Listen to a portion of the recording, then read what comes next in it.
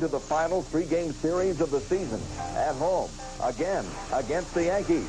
The Blue Jays needed only one victory for the East Division Championship, but lost their chance in the top of the ninth on the Friday night game. The series moved to the crucial game on Saturday afternoon. Welcome to Exhibition Stadium in Toronto for the second game of this series between the Yankees and the Blue Jays. It was a tough loss for those Toronto Blue Jays last night. 4-3. They lost it in the ninth inning. How do you explain it? Let's find out from manager Bobby Cox.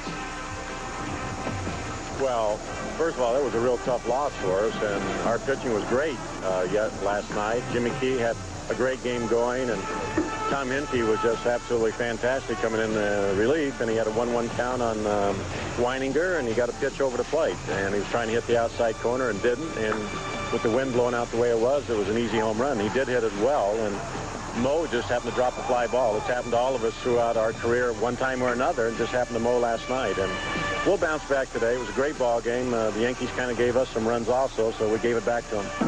But then the Jays bats gave it to them a different way.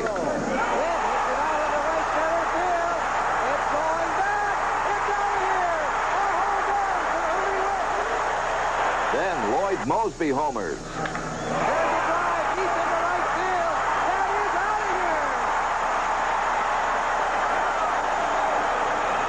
And Willie Upshaw.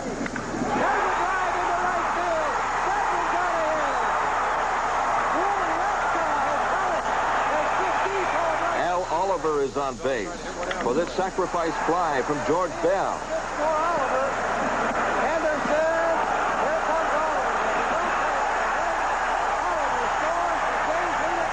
The Jays aren't finished. Tony Fernandez will double into the right field corner.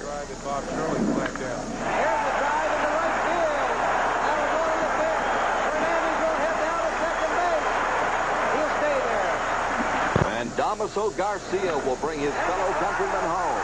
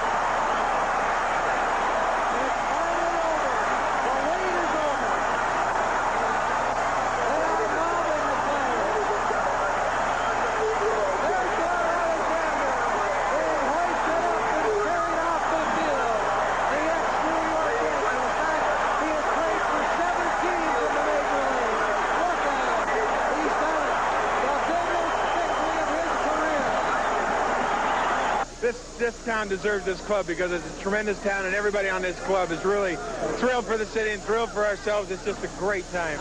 Dennis Lamp, 11-0 this season. What an incredible comeback. Well, I had to come back. Last year I just forgot about last year and just started all over in spring training, worked hard, and not only did I work hard, but the rest of the guys. And we helped ourselves out by getting new players that have been winners before, and coming in here, just icing on the cake. Bill Connell, what about you, you son of a gun? You said right from spring training that these Jays are going to win it. I'll tell you, it's been, I knew this ball club before. I knew with Gary and myself and everybody else throws out there, the attitude was going to be there. We played great all year, and what a performance by Joel Alexander. That crafty old veteran did it again.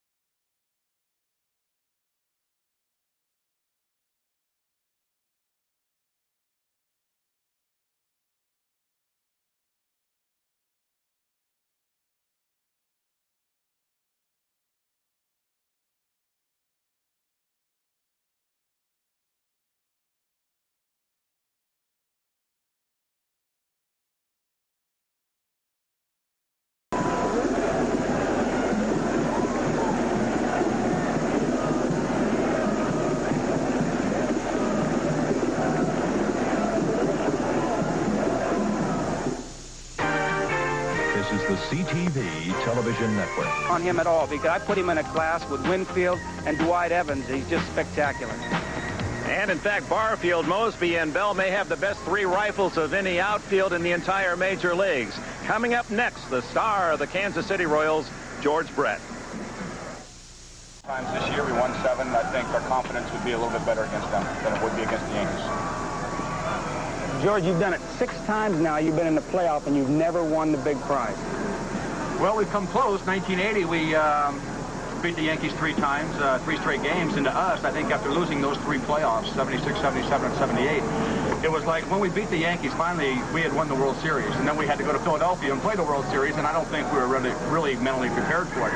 I think this year it's a little bit different. Our young pitching staff has done a tremendous job the last week of the season. Guys that really weren't consistent for us all year long pitched great games, the best games of the years for us, and Bud Black and Danny Jackson. So if our pitching can stay the way it has been and the way it should be, I think we'll be there this year. Ready to wrap it up, Rick Dempsey. It's part of your obligation to pick for us a winner in this series. Hey, while George is sitting here, because I know they're going to pitch around him every opportunity they get, but I got to go with Toronto because they have a little bit stronger defense and a little bit better offense. And like I say, they're not going to let him hit the ball if they can help it.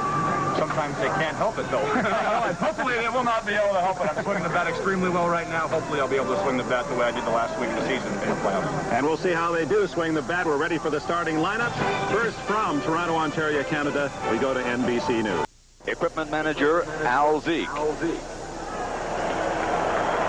Trainers Mickey Cobb and Paul McGannon.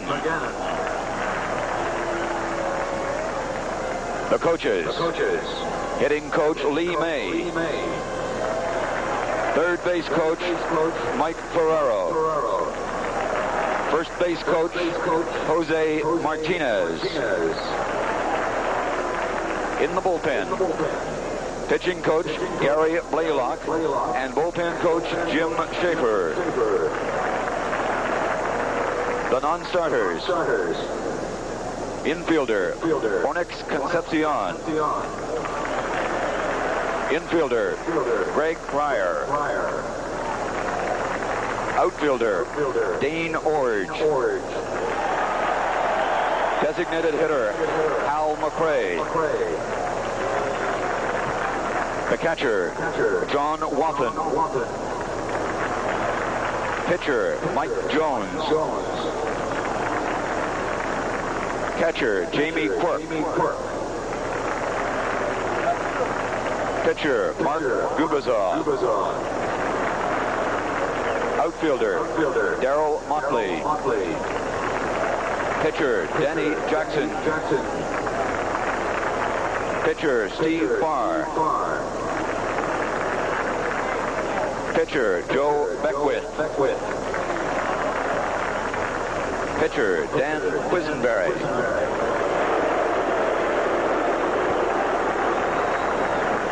Pitcher Brett Saberhagen. Outfielder Lynn Jones. Pitcher Bud Black. And now the starting lineup for the American League West Division champion Kansas City Royals.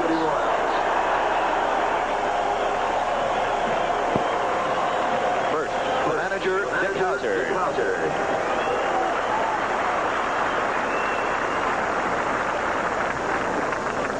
Batting first, in left field, number 21, Lonnie Smith.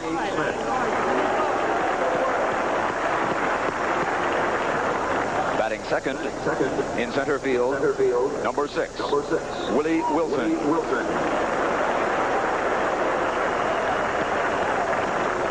Batting third, at third base, number 5, George Brett.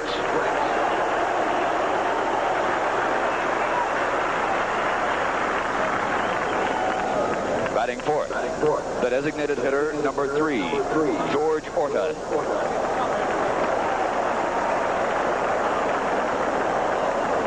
Batting fifth, in right field, number 15, Patton Sheridan.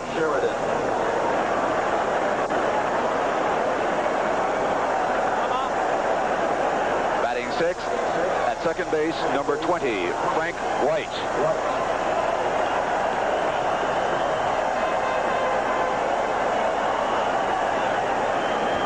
7. At first base, number 45, Steve Balboni.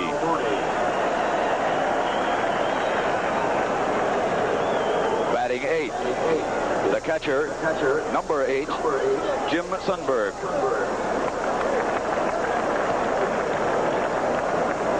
Batting 9. At shortstop, number 1, Buddy Biancalana. The starting pitcher for the Royals and warming up in the right field bullpen, number 37, Charlie Liebrandt. Ladies and gentlemen, the Western Division champion, Kansas City Royals. And now, ladies and gentlemen, the 1985 American League Eastern Division champions, your Toronto Blue Jays.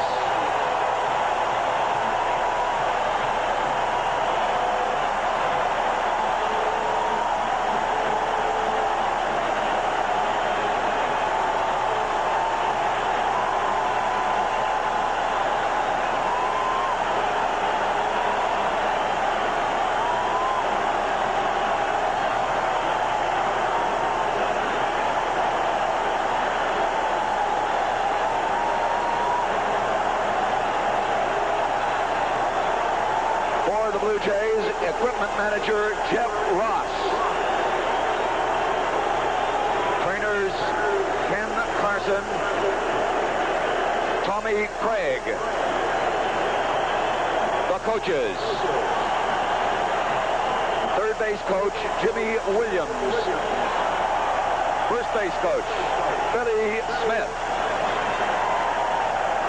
Hitting coach Cito Gaston. In the bullpen coach John Sullivan and the pitching coach Al Whitmer. The non-starters. Designated hitter Al Oliver.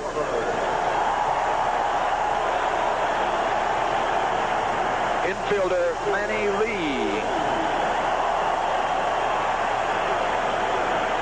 Infielder Rance Mullinex.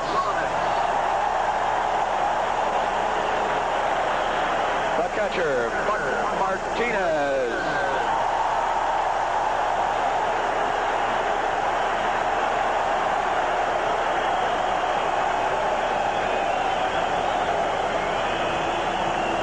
Pitcher Jim Clancy.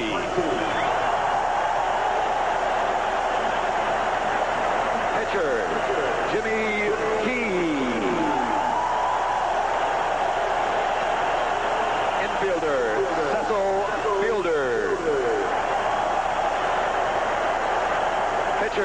Steve Davis. Outfielder Lou Thornton.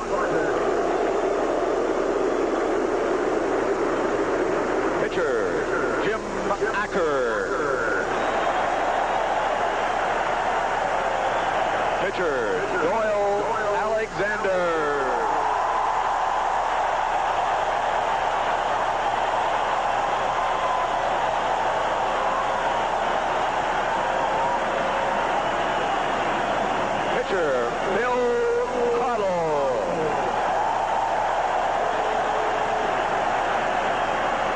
Designated hitter Jeff Burrows.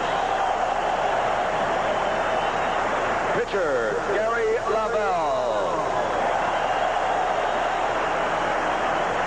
Pitcher Tom Filer. Pitcher Tom Henke.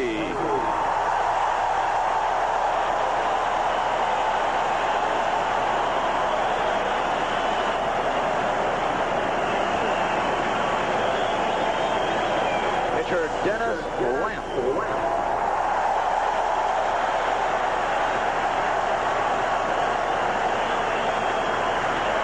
And in the bullpen, catcher Jeff Herron.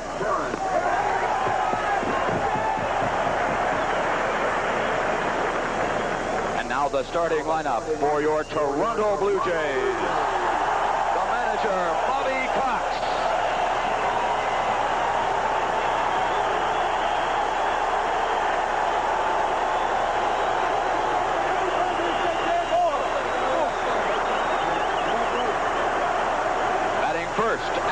base, number 7, Damaso Garcia.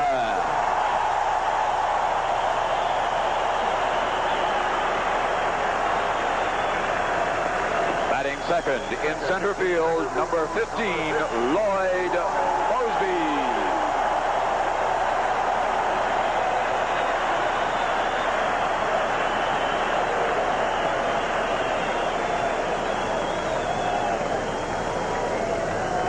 Batting third in left field, number 11, George Bell.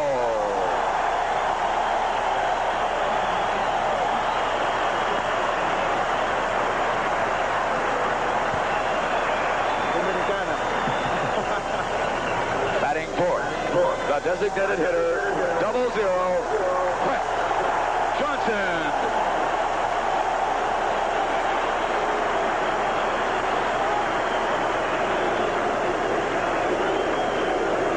Fifth in right field, number 29, Jesse Barfield.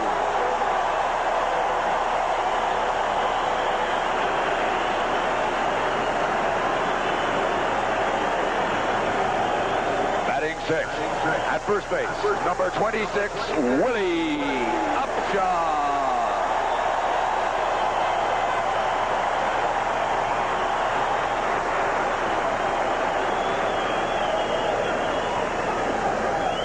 Seven at third base, number 16, Garth Ord.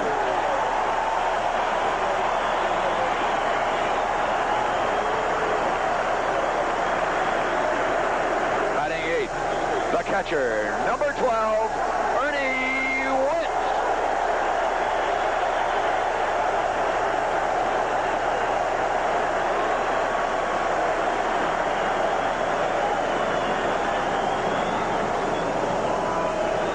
Ninth, the shortstop, number 1, Tony Fernandez. Tonight's starting pitcher for the Blue Jays and warming up in the bullpen, number 37, Dave Steve.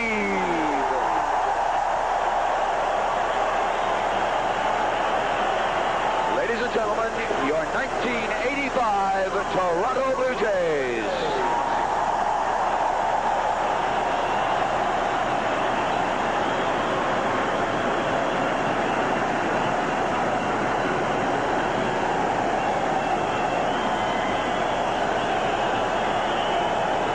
Ladies and gentlemen, at this time, we ask you to rise and join the popular Canadian recording artists, Dan, Gord, Larry, and Lloyd, the Mercy Brothers, in the singing of the national anthems.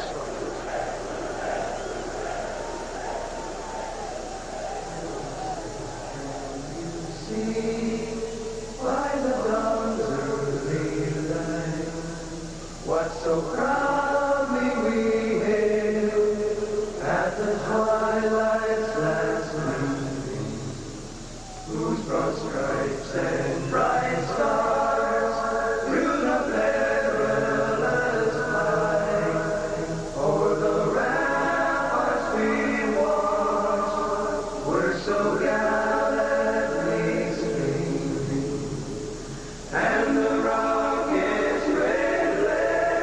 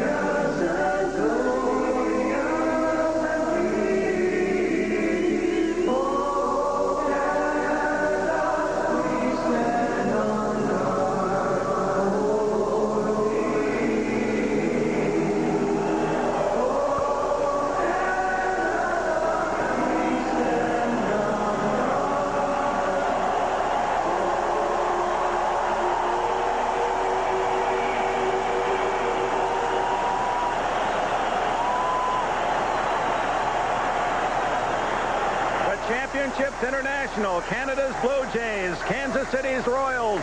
Game 1 of the American League Championship Series after these messages.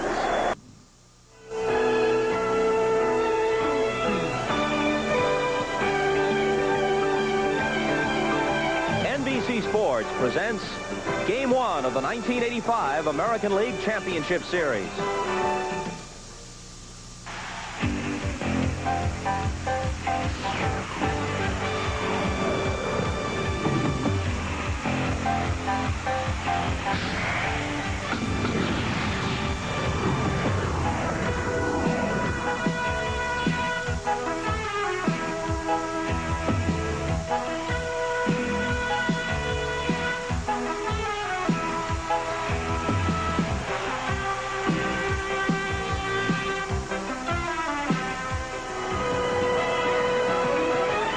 Toronto Blue Jays drew nearly 2.5 million fans in this, their first ever championship season. Exhibition Stadium will be jammed tonight as Dave Stieb prepares to take the mound against Charlie Leibrandt of the Royals, the first of a best-of-7 series for the right to meet either the Cardinals or the Dodgers in the World Series. Hi, everybody. Bob Costas along with Tony Kubek. Now, 9 of the last 10 American League Championship Series have been won by the Eastern Division representative. The only exception, the Royals' 3-game sweep over the Yankees in 1980. Perhaps partly because of that, the Blue Jays are 8-5 favorites here, but that seems like quite a bit to me. These teams seem to be evenly matched. Well, they are, but I disagree with that odds makers on that. The Blue Jays over 161 ball games, I believe, are a better ball club. But we're playing 4-7. And one of the things that scouts always tell you about this Blue Jay club, Bob, is that they have balance. Another thing, of course, is that they have depth in their pitching staff. When you go 4-7, the 4th and 5th starters aren't quite as important. Guys like Dennis Lamp, who went 11-0 out of the bullpen. Filer down into the minor leagues. Jim Acker won 7. And the left-handers for Kansas City are going to negate a lot of the offensive production. So really, I think it's going to be Kansas City will win this, but I will pick Dave Stieb and Tom Henke to finish in this ballgame tonight. The Blue Jays were only around 500 against left-handers, and the only right-hander Dick Howser will throw in this series is the Cy Young Award candidate, Brett Saberhagen. Quickly here, if you had to pick a couple of guys who might step forward and dominate the series, who would they be? You know, it's ironically, I like the defensive play of Tony Fernandez is short. Will he be the Dick Green of that Oakland, Los Angeles Dodgers series where he didn't get a base hit, but he won a lot of ball games with the glove? It could happen. What about on the Kansas City side? The obvious choice would be Brett, who came alive in the last week with 5 homers and 13 RBIs. Well, I think Rick Dempsey said it well. They're going to try and pitch around him in any case. But if Lonnie Smith gets on base and Willie Wilson, I think they know how to pitch to Wilson. I don't know if they know how to pitch to Lonnie Smith. He could be a key for them. Hal McRae, however, not in the starting lineup because of that sore rib muscle, and he has been hot behind Brett in the last 2 months of the season, protecting him a little bit. It'll be George Orta tonight, and that might be a minus for Kansas City. We'll be back with the first pitch. Canadian Prime Minister Brian Mulroney, flanked by Baseball Commissioner Peter Ueberroth and the President of the American League, Bobby Brown. Moments ago, Mulroney threw out the first ball, and this kind of brings up an interesting question. If the Blue Jays go all the way through and win the World Series, who makes the first phone call? Prime Minister Mulroney or President Reagan? I give up. Perhaps you'll tell us along the way. What does protocol dictate? We'll put our crack staff on the case and have an answer if and when. This defense behind Dave Stieb might be rated second best in the major league to the St. Louis Cardinals in the National League. But if you're going to pick a couple of standouts, that man in right field that Rick Dempsey talked about in his throwing arm, he does more than throw. He is playing right field this season, especially the last few months. He's playing right field just like a center fielder. Cutting off the alley, triples and doubles, going in the corner, throwing running outs, and holding runners from going first to third. Tony Fernandez, well, he's made 30 errors, but as Frank White said yesterday, 30 errors on this lumpy, bumpy, artificial surface. He should have had 40 if he didn't have those great hands. He goes well both ways. You'll see a very unique style, but he can be terrific. 28-year-old Dave Stieb led the American League in ERA at 2.48. His opponent tonight, Charlie Leibrandt, was second in that department at 2.69. And yet the one-loss record, just 14-13. And the story for Stieb through the years has been he seems to pitch better, statistically better than his record. Well, he's had that great slider over the past few years.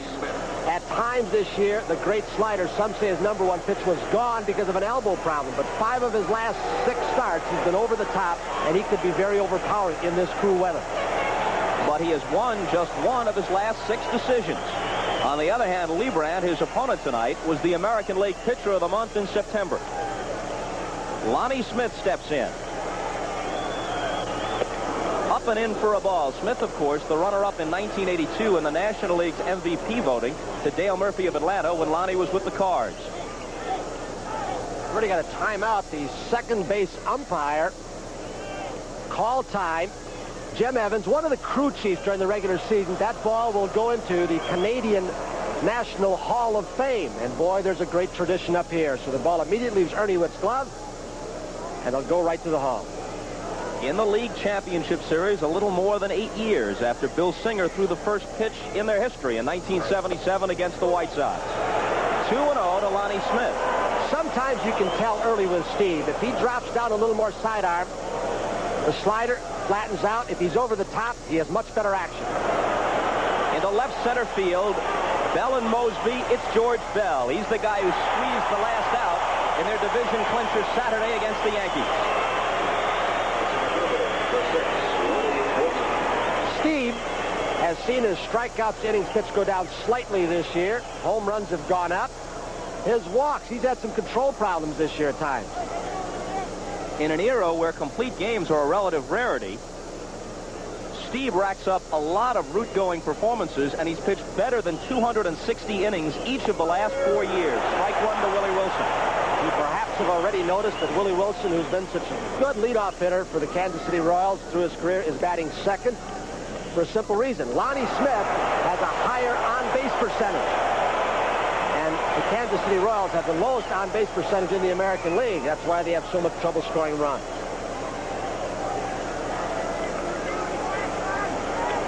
One and two to Wilson, a career .305 hitter who dipped to .278 this year.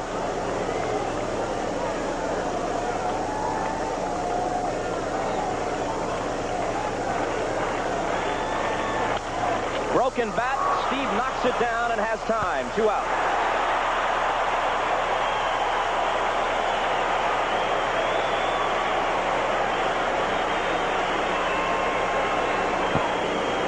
Outstanding athlete. Remember Dave Steve, Southern Illinois, played the outfield. Third baseman number 5, George. A good fielder, holds runners on, along with Ron Guidry, the New York Yankees, who may be heading for a Cy Young Award, either he or Brett Saberhagen. He may be classed as one of the best in the business fielding. Here's a guy who ordinarily would have the MVP award wrapped up with numbers like those, but you've got to consider Mattingly with the Yankees. It'll be a close race, probably between those two. They consider, is there any doubt with 145 RBIs and all the runs scored? And Brett's been outstanding, but Mattingly's doing awesome statistics on the board.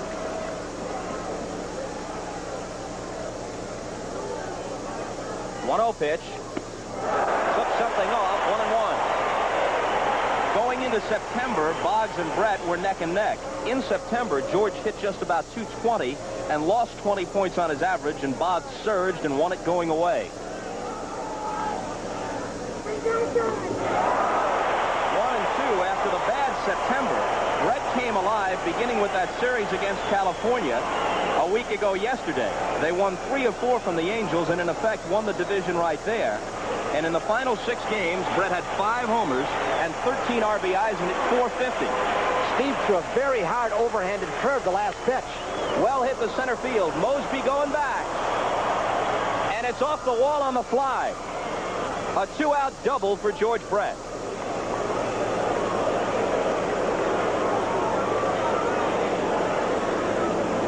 This Kansas City team, like they did in '84, little running fastball.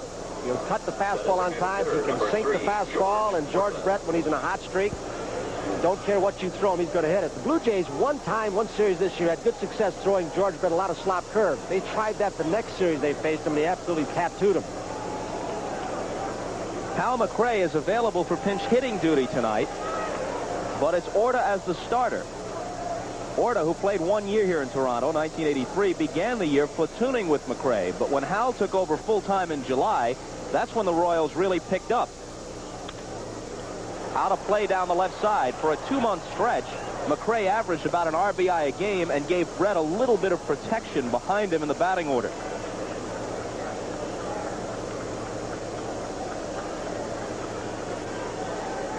Brett at second, 2 out. He's an outstanding base runner, too, and with 2 outs, He'll get a good jump as soon as the bat is swung and there's contact made. He'll be challenging those throwing arms of the Blue Jays, which are exceptional.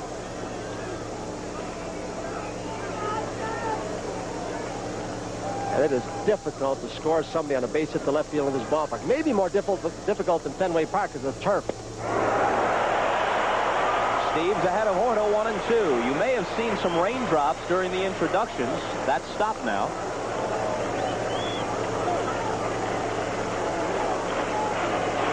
Calming everyone's fears, at least for a while. Temperatures in the high 50s for this opener.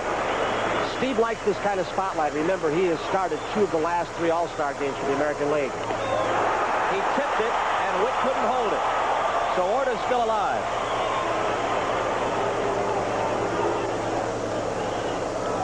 It's a high slider in a pretty good spot.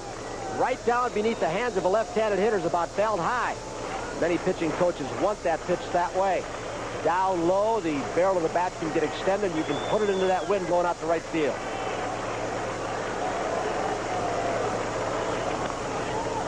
Still 1-2. You may have read that Steve was 0-3 against Kansas City this year. A little misleading.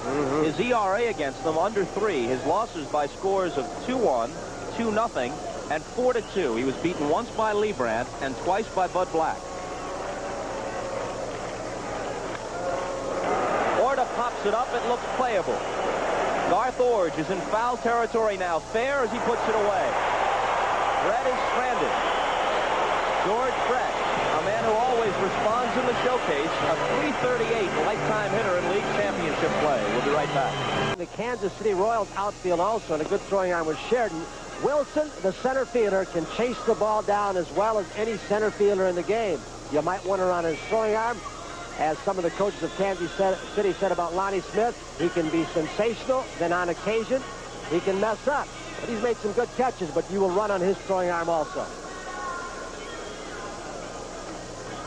A year ago, Charlie Leibrandt began the year at Omaha in the American Association. He went 7-1 there, earned a promotion, and wound up pitching very well for them for the duration of the '84 season. You may recall his outing in the final game of the playoffs last year against the Tigers. He pitched a 3-hitter for 8 at Tiger Stadium, wound up on the losing end in a 1-0 heartbreaker, the only run scored on an infield out. And this year, he has 3 shutouts to his credit, mixed in with that 17-9 record. He will use the 17 inches of that front part of the plate as well as any pitcher in the game. And if the home plate umpire will give him a little more, he'll take that little half screwball to the right-handers and the cut fastball inside, and he'll use 25 inches if you give it to him. He's got excellent control, great change of speed. He breaks a lot of bats inside on right-handers. Strike 1 to Garcia. The home plate umpire is Dave Phillips, celebrating a birthday today. He's one of the major's best umpires, and like any umpire who's a good one, he's consistent. But generally speaking, Phillips' strike zone is a little wider than average. At least that's the way most catchers I've spoken to feel about it. That might help Leibrandt. When you talk to catchers, though, it depends if you talk to them when they're hitting or they're catching. I made that distinction. The small strikes in when they've got the bat, but they want a big one when they're catching. There's a broken bat and a roll at a short. Biancalana got it. That's what he does so well. He's come up with that little cut fastball, a fastball that will run in, not a slider. Get it in on the fist of the right-handers. He played a series, they tell me, against the Boston Red Sox. The Red Sox players said that he made plays were out of this world. Buddy Biancalana. Roland American. Call him Buddy. But Dick Hauser's been alternating Biancalana and Concepcion with really no rhyme nor reason. Hasn't gotten much offense from them. An off year for Mosby. He's capable of better figures than that. That's 1-1. That's what Leibrandt does to you. End of the bat, up on the fist, take a little off, put a little on. Not quite a left-handed catfish hunter because the catfish is going to go in the Hall of Fame someday, but close. He's learned to control the 2 different pitches, the inside and outside halves of the plate now. And his willingness to bust the fastball in on right-handed batters has really been a key for him, especially when his changeup is working, because they begin looking for that changeup a little bit, and then he comes in with the heater and really backs them off. Hit sharply, but right at Biancalana. And that's the second out. I think Buddy Biancalana's already learned after a couple of trips in here this year and in practice before the game that little bit of a hump at the back part of the infield on the shortstop side where you get some bad hops. Dick Hauser may have been one of the biggest mistakes George Steinbrenner ever made, letting Don Alexander go. Reggie Jackson, he said, but this guy won 103 for Steinbrenner as a rookie manager. And was on the losing end when Kansas City, then managed by Jim Fry, swept the playoffs from the Yankees in 1980. Strike one to George Bell. The batting average dropped a little bit in the season's final month.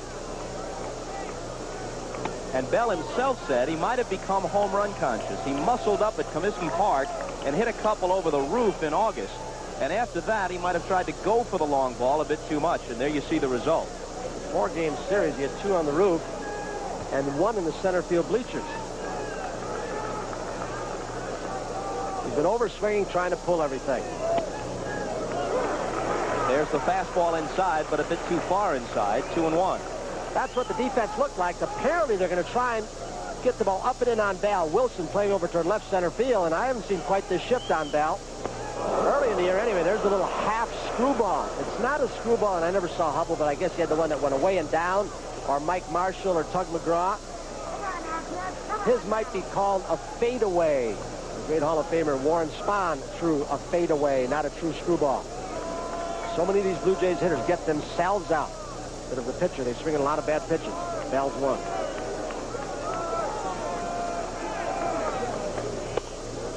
Full count. Charlie Leibrandt is 29 years old.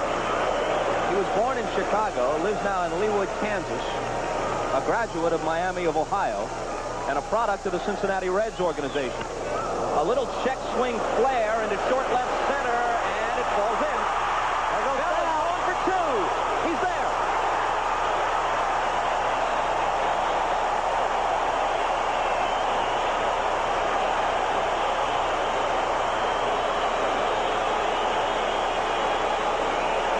George Bell knows the turf on a check swing down off his shoe top. He knows the high bounces, and he knows the throwing arms. That's why 5 scouts at different times for the Blue Jays during the month of September scouted these Royals. A high hopper, George Bell, who has very deceptive running speed. In fact, this spring in a race with Damaso Garcia, 60 yards, Bell beat him. Now the DH Cliff Johnson, the only man in the starting lineup tonight for the Blue Jays with any postseason experience. Ball one high. They reacquired him from Texas. They let him go as a free agent before the start of the season, partly with a playoff matchup against the Royals in mind. Knowing that Kansas City features those left-handers, they felt they needed some right-handed socks.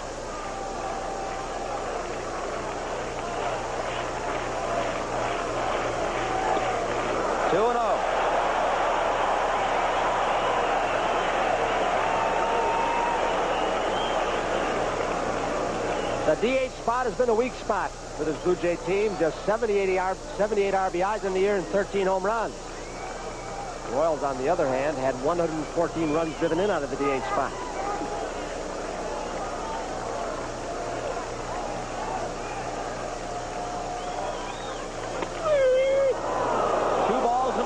Well, Cliff Johnson and Al Oliver better do their damage now, because if the Blue Jays make the World Series, they'll have to sit. No DH in the Fall Classic this year. Jeff Burrows started in this spot for Bobby Cox's Blue Jays this year.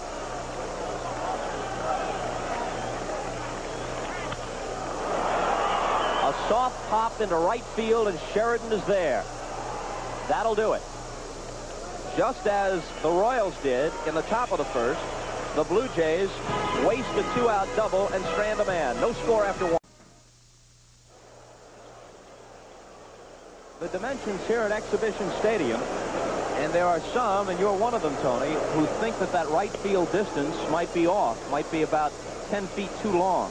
Well, unofficial measurements by some of the coaching staff of the Blue Jays say that may be off by as much as 10 feet down the right field line. And right center's 375, but between the 330 as it's listed 375, it gets to be about 345, 50 feet, and the ball flies out in that area.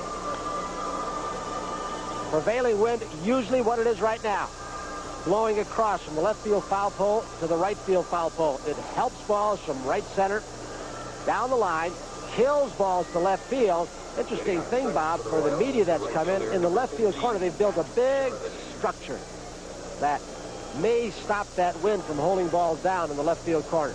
We'll see as the series progresses. There it is. They paid $700,000 or thereabouts if they buy it. If they're leasing it right now, that's Canadian dollars. Right fielder Pat Sheridan in the top of the second.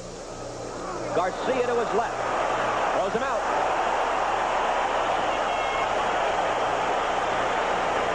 It'll be interesting to see the mobility of Damaso Garcia. From playing soccer with the Dominican national amateur soccer team, he'd had some looseness in his right knee. Ricky Henderson in that important 3 out of 4 win series for the Blue Jays did a roadblock, jarred his left knee. He's been out of the lineup more than in. So in the last few days of the season, he started running better. Has cut down his range defensively and also his stolen base totals. Frank White with a career-high 22 homers this year. A notorious free swinger. Strike 1 to him. He walked only 28 times in about 600 plate appearances this year.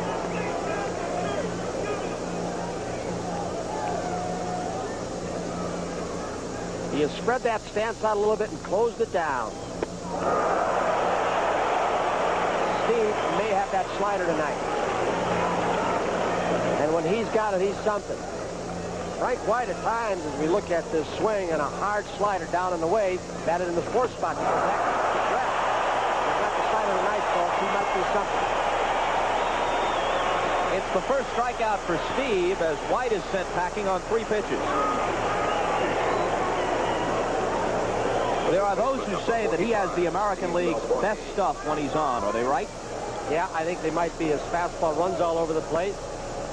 He throws an occasional change, straight change, overhand curveball for left-handed hitters. But his big pitch just might be the slider. Get that Guidry-type slider, Sparky Lyle. 0-1 to Balboni, who hit 2 of his club record 36 home runs this year off Dave Steve. Lee May has really helped this guy. He's made him a little more selective at the plate. They think they can get him out upstairs, in and away upstairs. Willie Upshaw in foul ground on the Balboni pop, and it's a 1-2-3 inning for Dave Steve. 1.5 gone by at Exhibition Stadium. No score.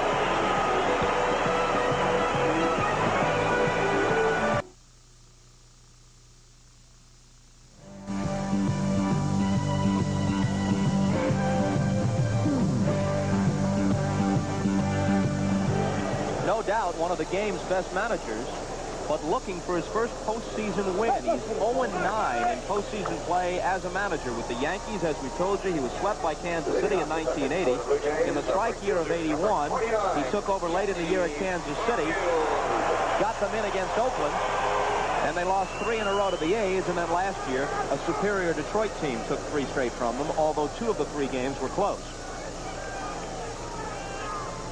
1-0 pitch to Jesse Barfield. Line drive into center, and Willie Wilson won't get there.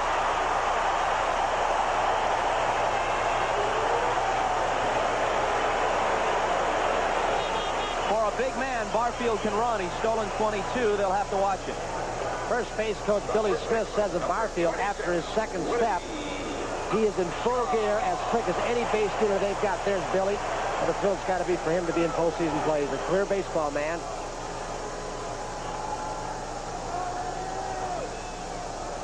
Jimmy Williams is the coach at third, and some say Williams could be the next manager of the Blue Jays if Bobby Cox goes elsewhere. Cox indicated yesterday he'd like to come back to Toronto, although the rumors persist that Ted Turner will make him an offer to be both the general manager and the manager and return to Atlanta.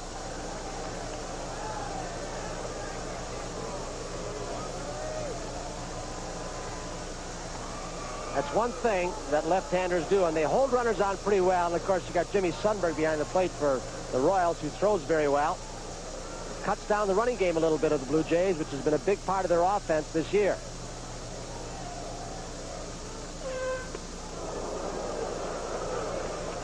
Upshaw had those severely strained stomach muscles, sustained that injury, just as Garcia injured his knee in that Yankee series in September at Yankee Stadium.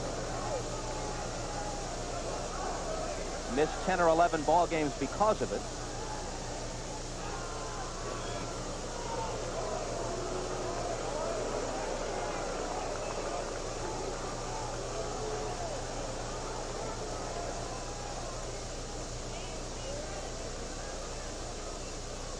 Wow. It hit him.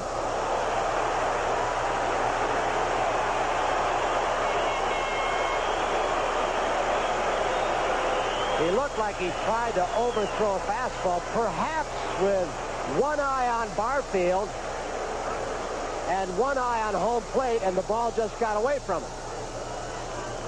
Bobby Cox, realizing that 10 of the 12 games these two teams have played between them have been decided by 2 or less runs,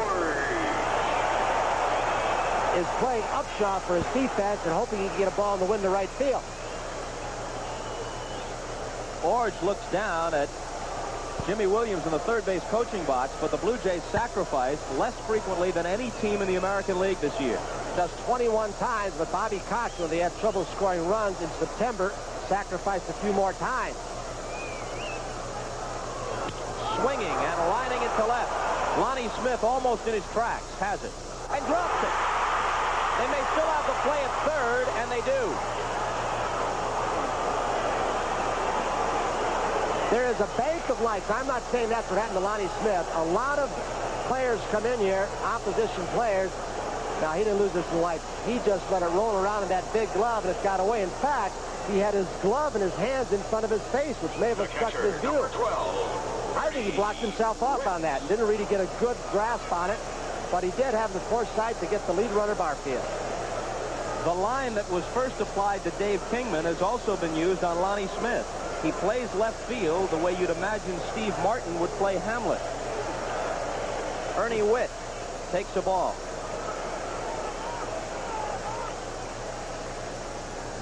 When Buck Martinez went down, Ernie Witt and Martinez have been the platoon tandem around here for a couple of years. Witt began playing its left and right, had a little bit of an injured right shoulder, hurt his throwing a little bit, and his swinging of the bat. He hadn't been used to seeing that curveball going away like that.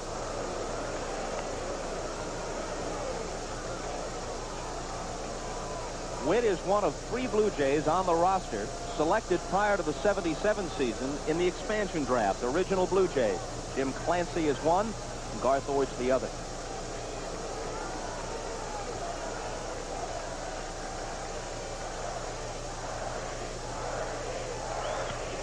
Hit sharply and through by the diving Balboni. Here's Sheridan's throw from right field. The Blue Jays have the lead.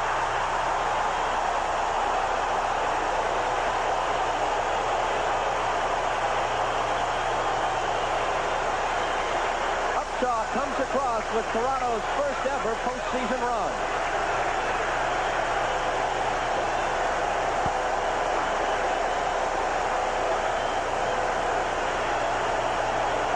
The most popular of the Blue Jays, Ernie Witt, drives in the first run in this league championship series. And with Balboni not being able to get in cutoff position, he was going after the ball, as was White. Garth Orge keeps on going to third base. It's a good base running team. They've got speed almost throughout that lineup, except for their catcher.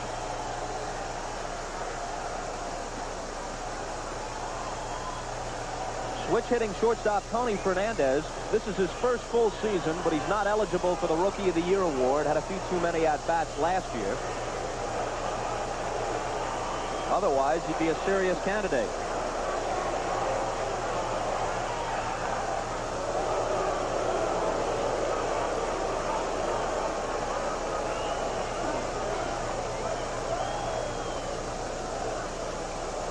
Orge at third, Witt at first, a run home, 1 out, bottom of the second. Fernandez looked like he was taking his shot between White and Balboni. See if he can create another first and third. Looking for a pitch up in the strike zone with one out that he can drive and get a sac fly at minimum.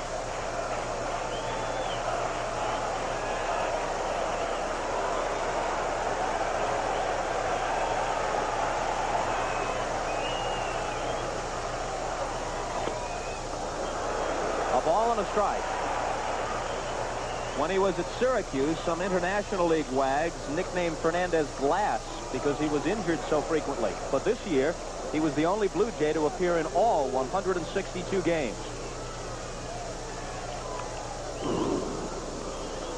161 to be technical, because they didn't play that strike makeup game against Baltimore that they would have had to have played if the Yankees had swept them.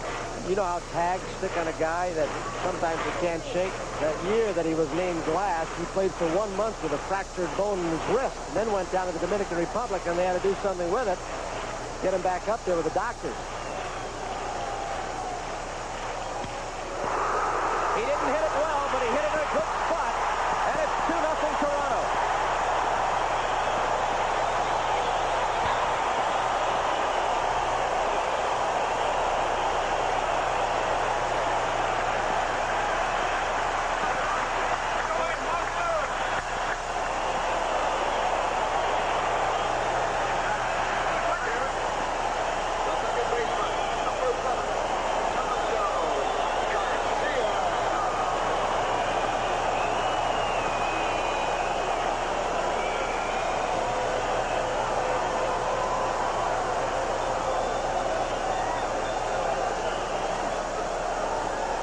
Liebrad, I believe, just broke another bat. He cut the fastball on Tony Fernandez's trademark near his wrist.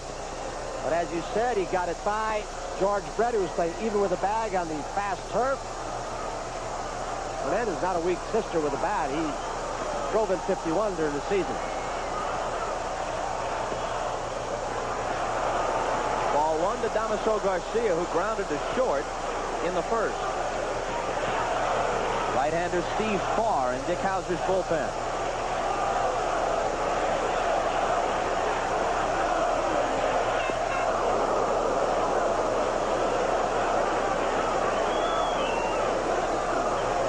When Damaso Garcia drives the ball, he doesn't hit a whole lot of home runs, but many times it's the pitch down in the strike zone.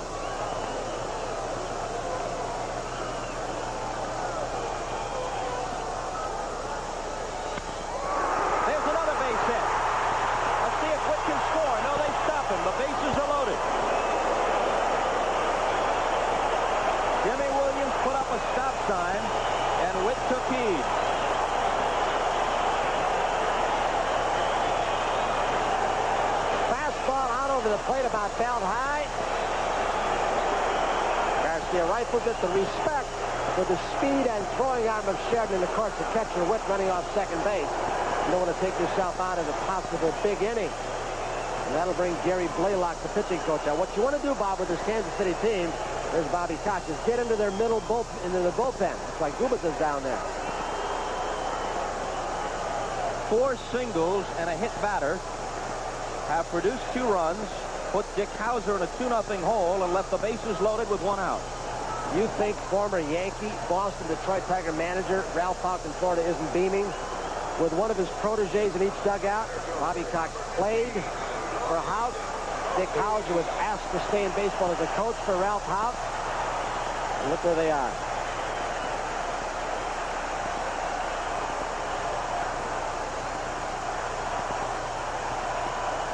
Mosby hit .348 against Kansas City pitching this year, the best of any Blue Jay, and he had a homer against Liebrand.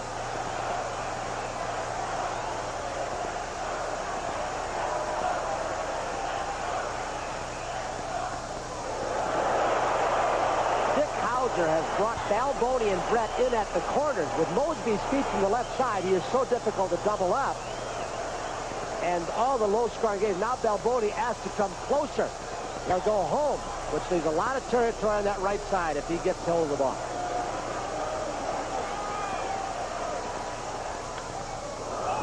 Popped up, and it's Brett in foul ground. 2 out.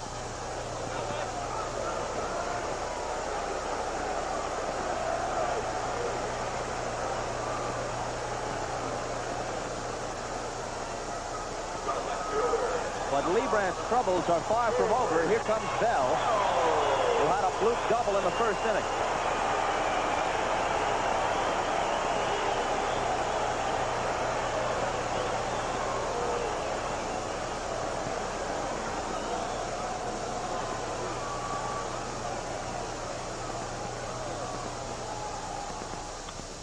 Grounded to short. Biancalana has it. They'll leave the bases loaded, although they score twice. So it's a happy Blue Jay nest, and we'll be right back after these messages from your local station.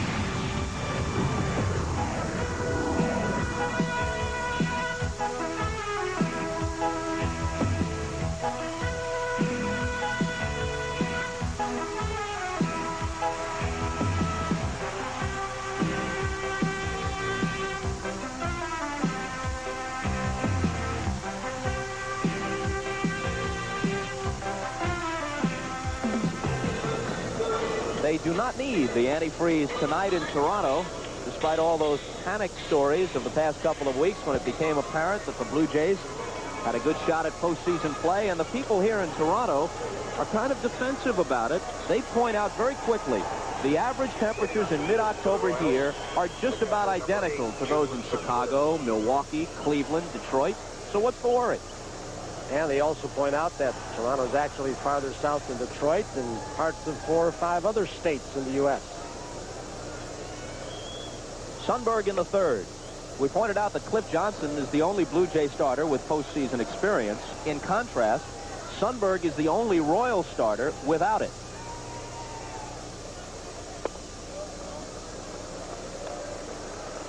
And with some of those KC players, the postseason experience is considerable. Willie Wilson, George Brett, Hal McRae when he gets in there, Frank White. Chopper down to third, Garth Orge. Guns Sundberg out. You've got to wonder how much experience means after you've been through what Toronto has. 3 out of 4 in Yankee Stadium with 50,000 plus screaming fans, and losing here on a Friday night, and then picking it back up on a Saturday. You played 161. It'll give you experience in a hurry. Here is Buddy Biancalana coping with dual pressures. Not only opening at shortstop in the League Championship Series, but knowing that all fans of the David Letterman Show are watching his every action closely.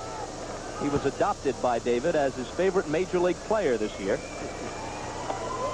Back when every newspaper was filled with the Pete Rose countdown, how many more hits to catch Cobb, David started a Buddy Biancalana countdown. And since Biancalana at this moment has 56 career hits, he's better than 4,100 behind the Georgia Peach. They've got him in a little bit more of a crouch now from the left side. He's off the plate. He's been striking out a lot. They'd like to see him bunt a little bit more. Do like Fernandez does, hit the ball past the third baseman. This is not what Steve had in mind against Biancalana. The count 3-1. Look at Orge. Looking right down Biancalana's throat.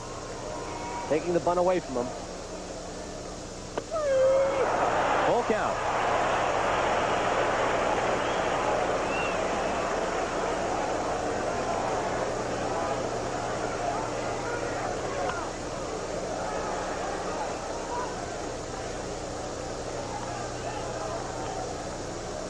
What about the alleged arrogance of Dave Steve?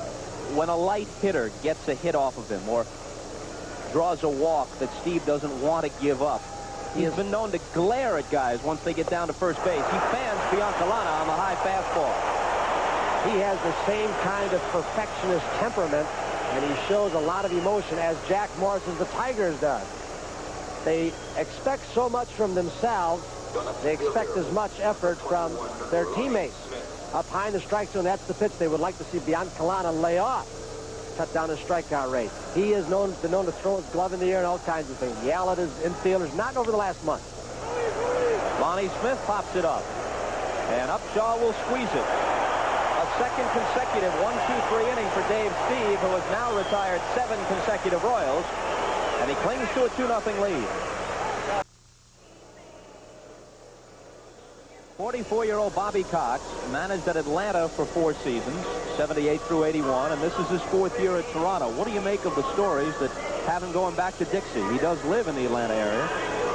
The writer who wrote the story, a very reliable writer, Jerry Fraley, simply said, I was compiling a list, if Bobby Wine is not there, and Bobby did an outstanding job, of managers that I thought Ted Turner might want back, or want first time. He said, your name was on the top. Bobby Cox said no truth to it at this point. Cliff Johnson takes the ball. We told you Dave Phillips is the plate umpire. They use 6, of course, in postseason play. Dale Ford at first, Jim Evans at second, Ted Hendry at third.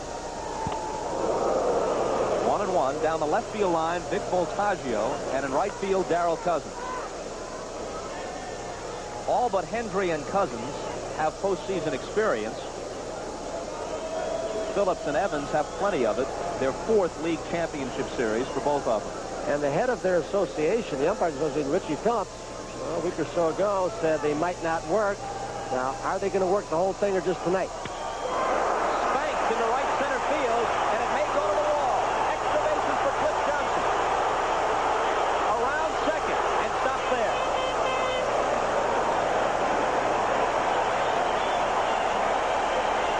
A leadoff double for Johnson, who had only 1 extra base hit in the 5 weeks after they reacquired him from Texas.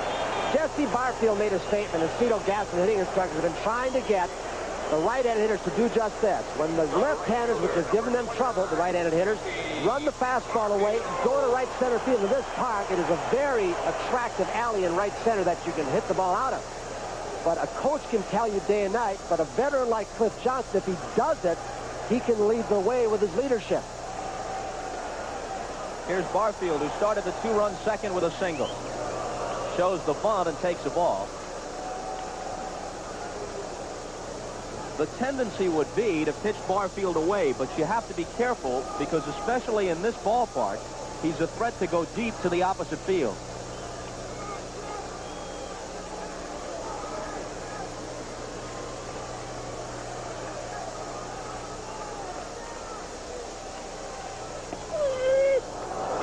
Barfield has really done well at home. 59 of his 88 lifetime homers have been hit here. Even the slugger that Jesse Barfield is, with nobody else running on second, he was trying to take a shot, though. He would have taken a shot the other way. That's why he wanted to push the ball the first time on his own. He'll take another shot. They're going to bore the ball down and in if they can.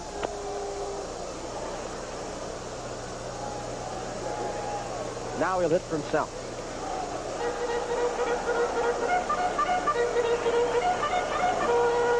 A ball and 2 strikes to him. Barfield fanned well over 100 times this year.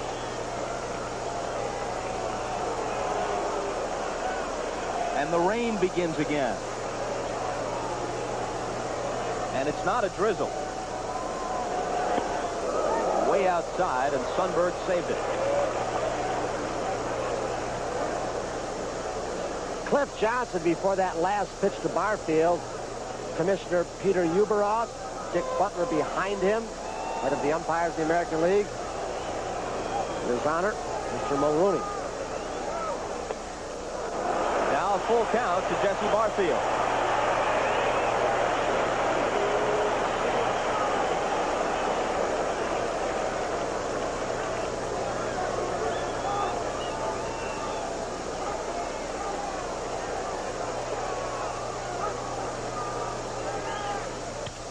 He swung at ball 4, and it's a foul ball.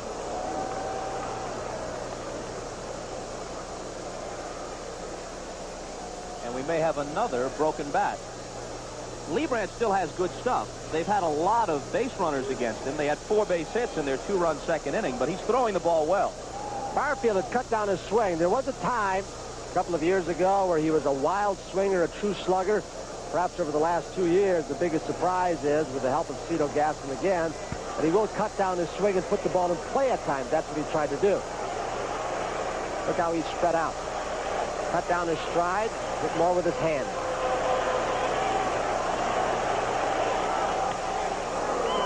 That'll be out of play.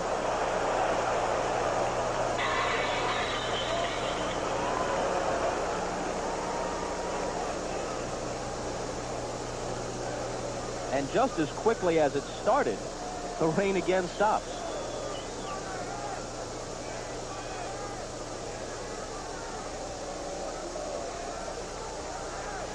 Lee Brandt against Barfield with Johnson at second. Nobody out. Bottom of the third. Walked it.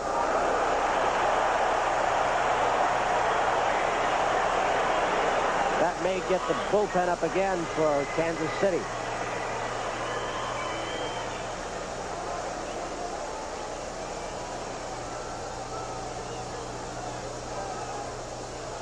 Brett talking it over with Lee Brandt, and now Sundberg joins the conference.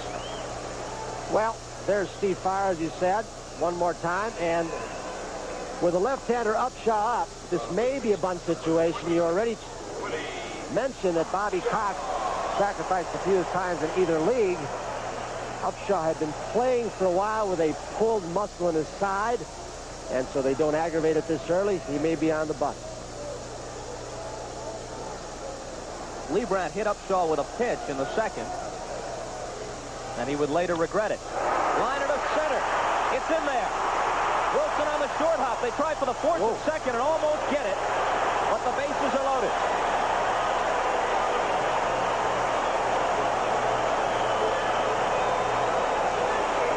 Willie Wilson, with that great speed, was playing so shallow, neither Johnson on second nor Barfield on first could really take a chance. Barfield did take a chance by not sliding. He had to slow down. Didn't get hurt that way. But Lee Brandt's in big trouble.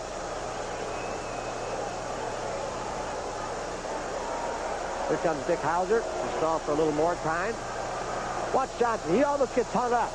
He said, it's going to fall in, or is it? Willie Wilson, you don't take many chances with nobody out. That very slow walk by Dick Hauser to give Farr more time in the bullpen. Dick Hauser is going with an 8-man pitching staff. Of course, with the DH, you can afford to do that more than you can in the National League without it. If Hauser went to Farr right here, would Cox this early in the game counter with Mullenix to bat for Orge? You betcha. He will do it when he gets a chance. He is not a believer that you wait till a situation in the 8th or 9th because you might not have a chance to score. And his belief says when you got a chance to score, use every weapon you have to score. Because Orge is a good defensive player, too, and with a lead, he might want to keep Orge in there. So Charlie Lee Brandt, who came in tonight with a career record of 3-0 against Toronto, is finished. And he leaves the bases loaded behind him. Well, we see Steve Farr because Charlie Lee Brandt did not go far at all. His earliest exit of the season. And now, as expected, Garth Orge is pulled back, and Rance Mullenix, the left-handed half of their third base platoon, comes on.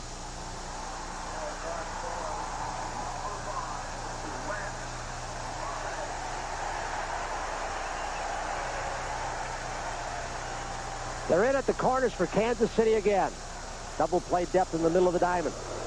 Bases loaded, nobody out. Ball one. The platoon 10 and the third has been something. Orge and Mullenix, between them, they've driven in 93 runs, hit 17 home runs, and walked 76 times. He uses the entire field. He hit the left field corner as well as the right field corner, Mullenix. Into center field, Willie Wilson won't get it. Everybody moves up one station. And it's 3-0 Toronto with the bases still loaded.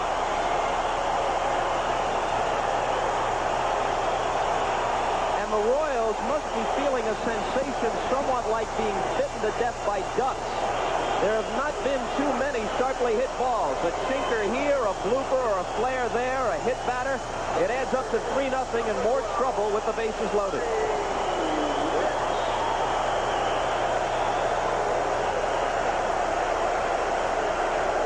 Well, Kansas City, anytime you come into the open of the opposition city away, you want to go away with at least a split. I think the Steve Farr story is an interesting one. Tracy Ringlesby, a sports writer from Kansas City, an astute one, put a bug in the ear of Johnny Sherholz, the general manager, the manager Dick Hauser. They plucked him back out of the minor leagues. He was kind of lost in the Cleveland system for a while. He decided he did a good job. Witt had a single his first time. Fernandez is on deck.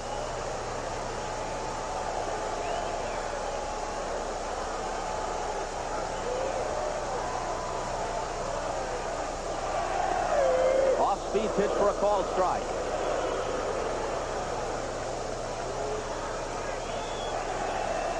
Bobby Cox knows what players and pitchers are available to Dick Howser. He does not have a left-hander in his bullpen.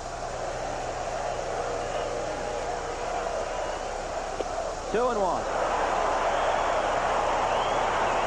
Bullpen's up again for Kansas City.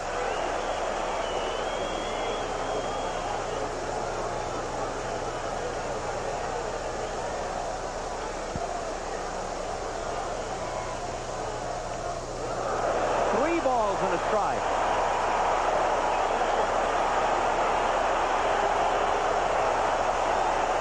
Mark Gubazov begins to throw in the starting rotation this year.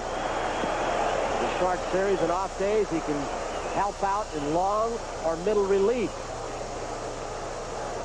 With the count 3-1, Witt can afford to just not only look for a fastball, but maybe confine it to a certain zone, a pitch he can rip.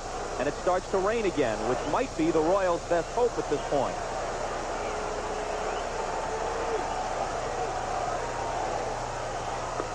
He walked him to first in a run.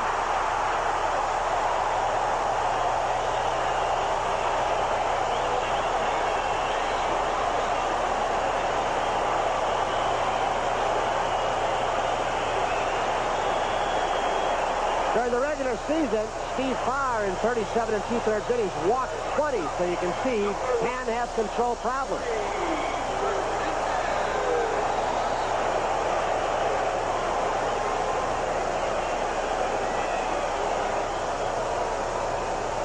There is Willie Wilson's reaction as ball 4 missed outside to force in the 4th run. Fernandez takes the ball down low.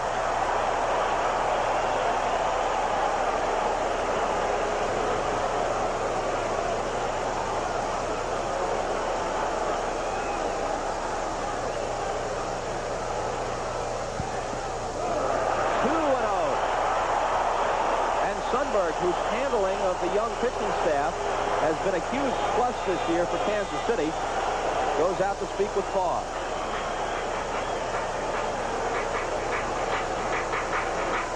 When you ask General Manager John Schuerholz or Manager Dick Howser about the improvement from last year's team at 184 to this year's, they managed to win 91, they generally cite 3 things: the addition of Lonnie Smith, the addition of Sundberg and his handling of the young staff, and the super season by Brett after an off year in '84. 2-1. Fernandez, although he didn't hit many home runs, only a couple this year, will surprise you if you throw the ball inside and downfield with his power from the left side. They think someday he might hit 15 home runs. He hits this one right on the nose, but Sheridan will catch it. The runner tags at third and scores. It's 5-0 Toronto.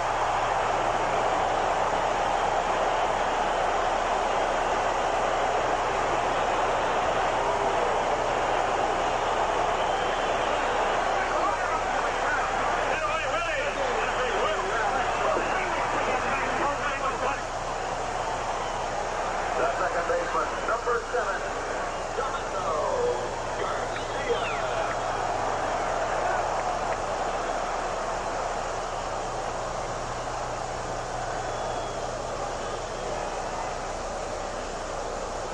So now with Mullenix at second and Witt at first and 1 out, the batter is Garcia. He's 1 for 2.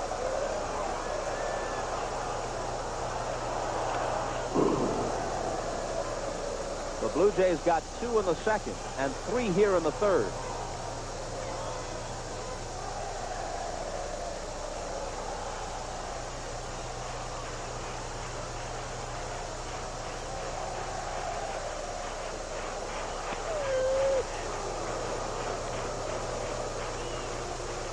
Now the Royals have had difficulty scoring runs more often than not this year. There's the defense for Damaso Garcia. He has good speed, but with that bad knee, he'll hit him a few double plays. Off-speed pitch and a little bloop. Balboni got it. You've got Steve throwing the way he was in this ball game. He has set down 7 in a row to this point. The third after Brett's double in the first after 2 outs. And with Tom Hinkie down there, the Terminator, and that strong bullpen, this lead, I'm not saying it's safe, but it'll be hard to come back.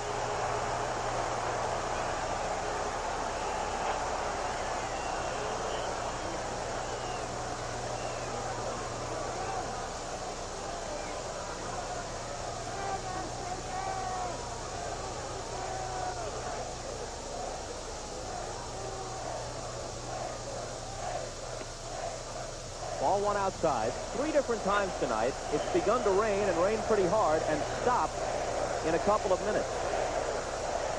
The crowd is chanting Shaker. That's his nickname from his high school basketball days in Oakland.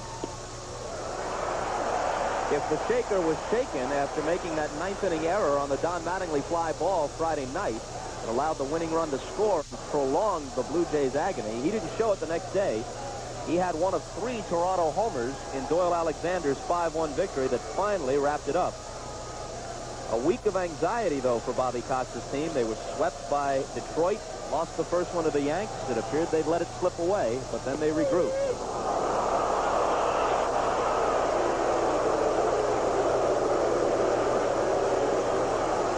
Pretty good breaking ball by far. There's Cliff Johnson, who led this 3rd inning off with a double to right center field. You get a little cool night with a little wind, that breaking ball coming out of the bullpen, sometimes it's a little difficult to control. No pitch. Ball out of the bullpen, so that pitch will not count.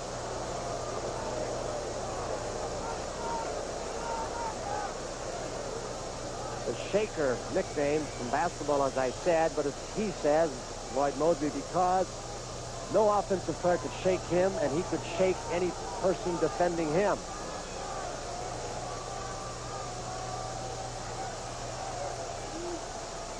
2-1 pitch. 3-1. With George Bell on deck.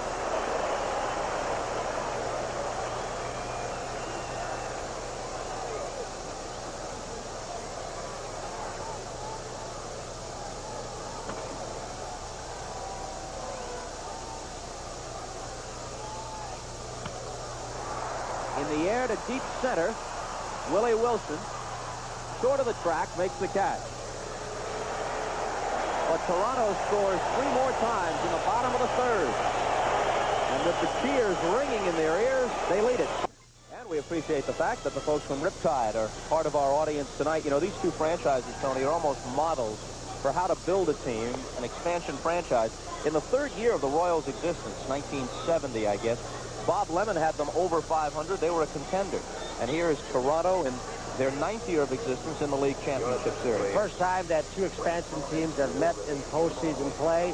Pat Gillick, the executive vice president, general manager, just snatched players from other organizations, especially the Yankees, to build, plucked people off other rosters. He's been something. And John Sherholz, through the drug thing last year, along with Dick Hauser, had to have a lot of patience.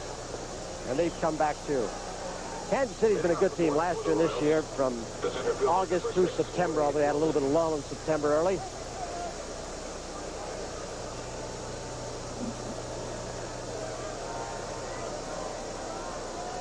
Willie Wilson against Steve in the top of the 4th with the Royals trailing 5-0. A roller down to Upshaw, takes it himself. It's right there what they want to do to Willie Wilson. Remember the Philadelphia Phillies in that World Series, they just kept running that fastball in as hard as they could. Not much off-speed stuff to Wilson. Striking him out or breaking his back. The 3rd baseman, number 5, George Brett. Earlier we mentioned Brett's .338 career mark in League Championship Series play. When you turn on the spotlight, this guy responds. In 9 All-Star games, he's a .318 lifetime hitter. In his only World Series against the Phillies in 1980, he hit .375.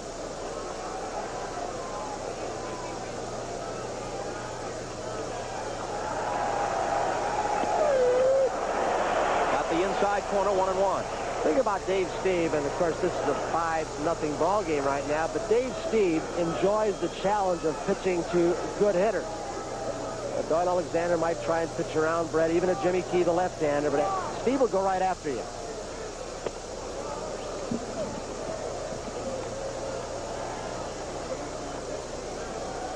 With his .335 performance this year, Brett has raised his lifetime mark 2 points to .316. He's hit over 309 times. Another base hit for him. A sharp line drive into right center. Barfield cuts it off. He has a great arm and trailing 5-0. Brett puts all the factors together and holds. That's what this defensive outfield does so well. Cut the gaps down. That's how Pat Gillick tried to build his team. All-round speed, not just for the offense, but the overlooked element of speed, saving doubles, triples, as Barfield just did.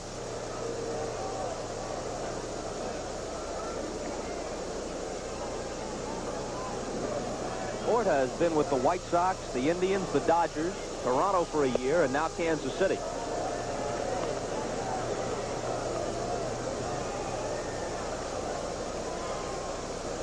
Blue Jays traded him to KC last year for Willie Aikens. Aikens played at Toronto's farm at Syracuse this year. That's what the radar gun just clocked that last pitch from Dave Stieb. I don't know if that's the faster gun or slower gun.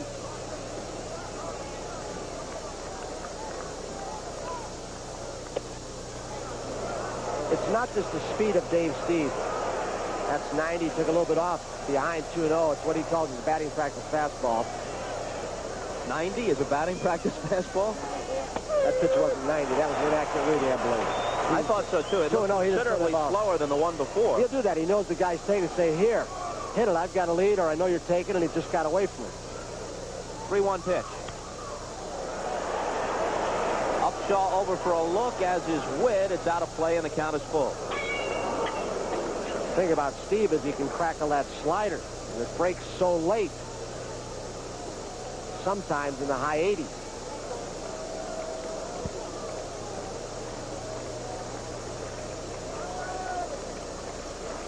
We talked about the fact an inning ago that Steve has aggravated both opponents and teammates alike from time to time with his attitude.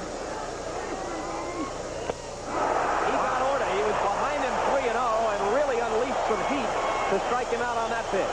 Now that one was 90 plus. I believe that one. That crackle. You could hear it pounding to Ernie Witt's glove. The right fielder, number 15, Pat Sheridan. He came back from being behind. He says, here, go ahead and hit it. And he got it in a great spot, inside part of the plate.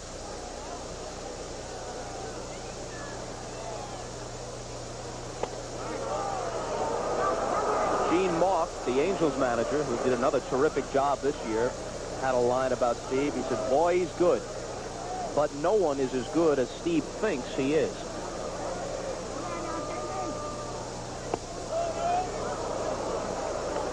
Two-0 to Sheridan. Brett is at first with 2 outs. Well, he's had 2 long innings. Dave Stieb sitting on the bench. You saw him one shot we had going up the runway while his teammates were batting. Long time in the second and third, probably to get warm, get a little heat on the arm, got the jacket on in the warmth of the clubhouse.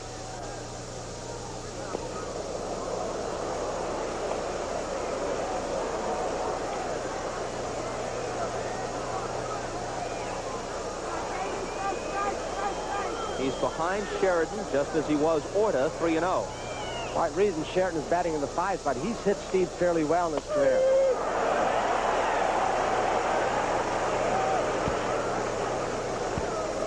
Sheridan, of course, and Darryl Motley had outstanding years for the Royal last year, and they really suffered this year early. Foul ball.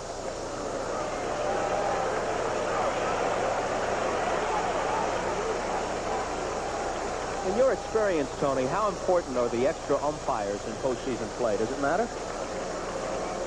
Many times it doesn't, and all of a sudden you get that ball that curls around the foul poles, and they become very important. He walked him on the 3-2 pitch.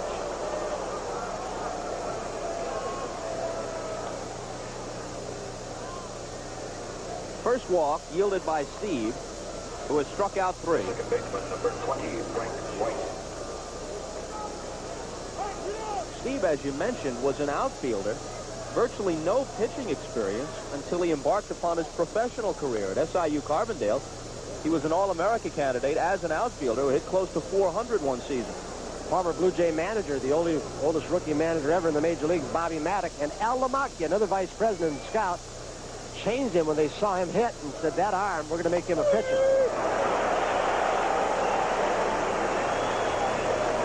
Frank White with 2 outs, 2 men out, knows one thing, down 5-0. He's going to look for a pitch up to 2 strikes that he can get hold of and try and get the Blue Jays, or rather the Royals, back in this game.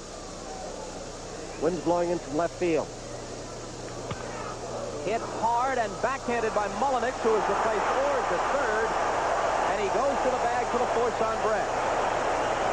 Steve congratulates Mullenix on the run-saving play. The Royals leave a couple and still trail 5-0 after 3.5.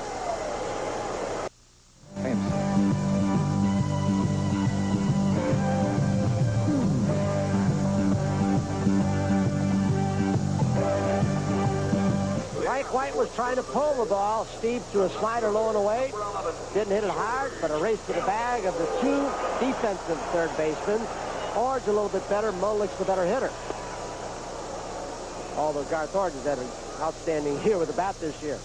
Really been a producer.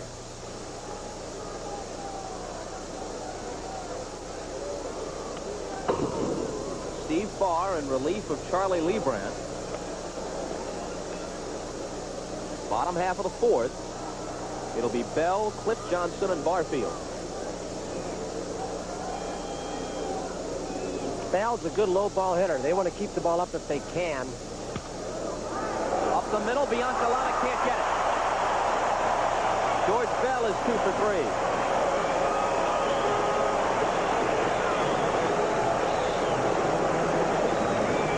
Designated hitter, 0-0, Cliff Johnson. Sundberg sets up low and away. George Bell, and so many times, good low fastball hitters are also good breaking ball hitters if they go with the pitch. Biancalana can't get to it. You do not sell George Bell short. He has a very high stolen base percentage, and they will hit and run with a Cliff Johnson. He's got pretty good bat control. Bell has stolen 21. He's caught just 6 times during the year, too, Bob.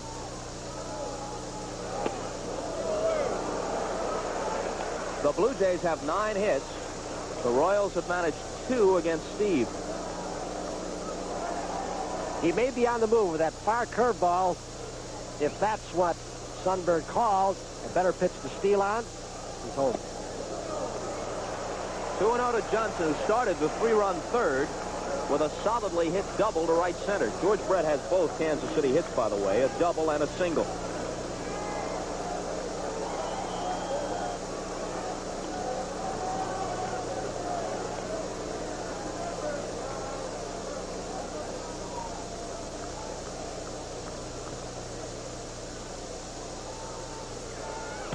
Off-speed pitch, he checked his swing. Biancalana comes in. Johnson doesn't run well. Here goes Bell. Going for third.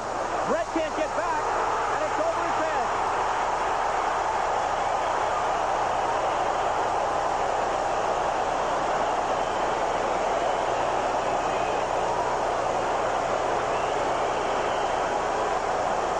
Brett had gone toward the hole. Biancalana wound up making the play, and he got Johnson at first. And then Bell, noticing that Brett would have trouble getting back to third, challenged Balboni, who uncorks a wild throw. Brett had no chance at all. And Bell runs a run home. George Bell. Brett was there in time. Usually your first baseman has the weakest throwing arm on the field. George Bell, who very aggressively on a high hopper to the outfield in the first, went to second, challenged the arm. He set the tone of aggressiveness for this team. You do that in the first inning as he did, and now again in the 4th. You're going to get rid of your team's jitters in a hurry if they had any to start with.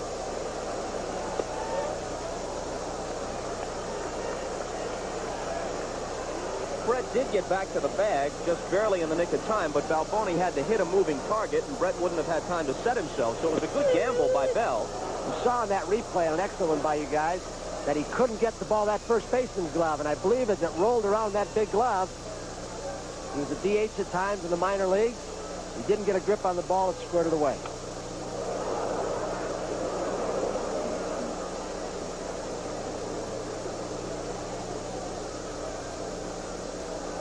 2-2 to Barfield, who last year platooned a bit with Dave Collins. Collins moved on to Oakland, of course, in the Bill Caudle transaction. Curveball hit into right center field. Sheridan going back, and he's got it. Well, that ball tied Jesse Barfield up inside a hanging breaking ball. Look at where it went to right center field. That ball is so lively, and he is so strong. Watch George Bell. He sees Biancalan and Brett off the bag, and he accelerates. So his knee, and he's had radical knee surgery at one time in his career, is obviously not bothering him anymore. Did he take off and put on the speed? And he apparently has decided that he'll challenge the Royals at every opportunity. He did the same thing in the first on a blue pit that should have been a single. He just ran it into a double.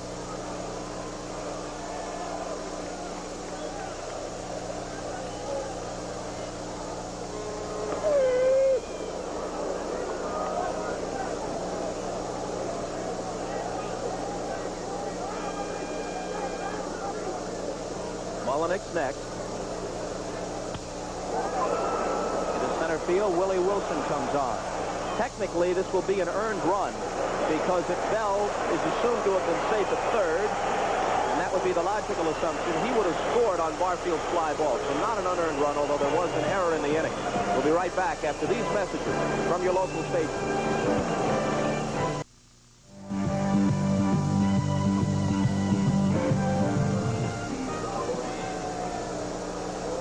A lack of run support has frequently plagued Dave Steve. No such complaints tonight.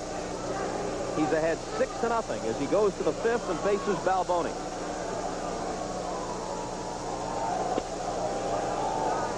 Dick Hauser says of Balboni, I can't tell when he's in a slump. He swings so hard, so aggressively at everything. I just figure if he can get it airborne, it's going out. So I don't worry. Was it last year we were in Kansas City and he went off and got married? Nobody even knew of it. Somebody from the Justice of Peace office or somewhere called and said, hey, you got a guy named Balboni from Kansas City Royals? He's just down here getting married. Never told his teammates. He's so quiet, they call him Bone. Out of the Yankee system. In fact, the man who will eventually own the entire Kansas City Royals, Mr. Avron Fogelman, minor league team down south, and wanted Balboni as an authentic slugger. And when he bought part of the interest from Mr. and Mrs. Kaufman, they said, we need a guy who can hit the ball long ways and generates excitement. They went out and got Bone.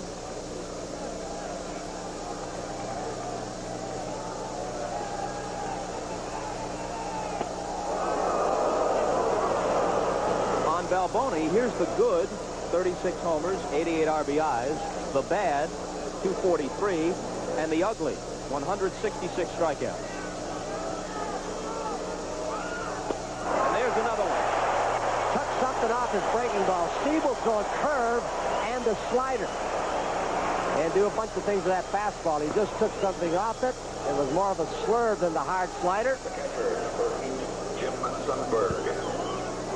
The downer. That was the curveball. He's got 4 good pitches. So often during the course of a game, he'll only use 2. Sundberg grounded to third his first time.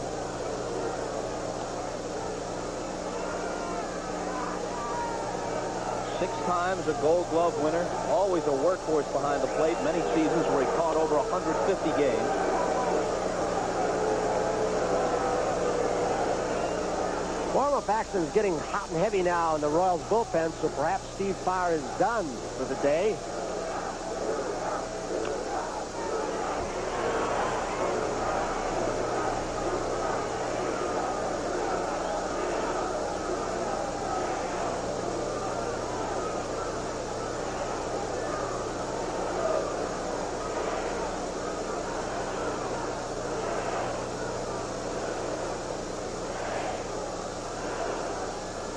One pitch to Sundberg.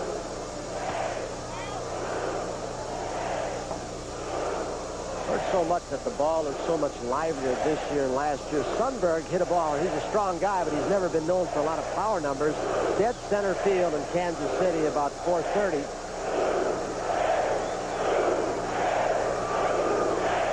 Wow. Look at that curveball. I mean, we're talking vapor lock when you see that baby coming. It seemed to start about 30 feet up the third baseline. This ball absolutely paralyzes Jim Sundberg. Watch him get back on his heels. It was thrown so hard, Steve cracked off a beauty. Watch Dave Steve's reaction. Boy, when he is up, more three-quarters and sidearm, you can see the downward movement. Biancalana grounds to Upshaw. Another easy inning for Steve, featuring his 4th and 5th strikeouts. 2 of this series, and then at 8 Eastern time, it gets underway in the National League, and what a pitching matchup in Game 1. John Tudor for the Cards, Fernando Valenzuela for the Dodgers, although L.A. has some concern, Tony, about that sore ankle for Fernando. It hampered him in the last month. Mark Gubicza, who had just 1 relief outing, but Dick Hauser was elected to go at this point with 4 starters and put Gubicza to help out. Some say of this really brilliant young starting staff they have that Gubicza and maybe Danny Jackson have the best raw stuff. Gubicza could have control problems. Look at this. He's really getting it up there.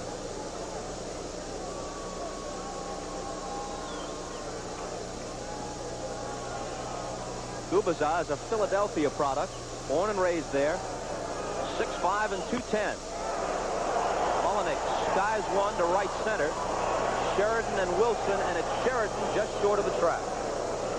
Now, like Barfield, Gubicza fire the type Barfield. Look where that ball went in this fire. It's warning track, and it was a hack, a tomahawk swing. That ball is really lively. In fact, was it this weekend we were sitting with a brilliant pitching coach, Marcel Latcher of the California Angels. He set 2 new balls in the corner. We turned away and talked for a while. We looked back, and there were 8 sitting there. Balls pulsating inside, a rabbit ball. Have you conducted your own scientific test? No. Observation, my man. Balls are handcuffing infielders with good hands. They're coming so hard on the ground. A few years ago, we went to NYU, and a physics professor, he started talking about coefficients of restitution, firing balls out of a speed gun. I was so confused 5 minutes into it, I didn't know where I'd begun or ended. We talked about Tudor and Valenzuela, Game 1 tomorrow night in the National League out at Dodger Stadium. Tomorrow afternoon here, a pair of left-handers, Bud Black, who won 17 last year and dipped to 10 and 15 this year for Kansas City. Jimmy Key, who finally gave Bobby Cox a good left-hander in the rotation, something they've been searching for several years. At 14 and 6, he'll be Toronto's starter. Jim Key came out of spring training. He really was going to be the 5th starter. Then Luis Leal was sent down, not active. He threw 1 pitch. Now, that was 93. He 1 pitch early in the count to Witt and 1 to Mulnick. That may have been in the mid-90s. Another fastball has popped up. Easy chance for Brett.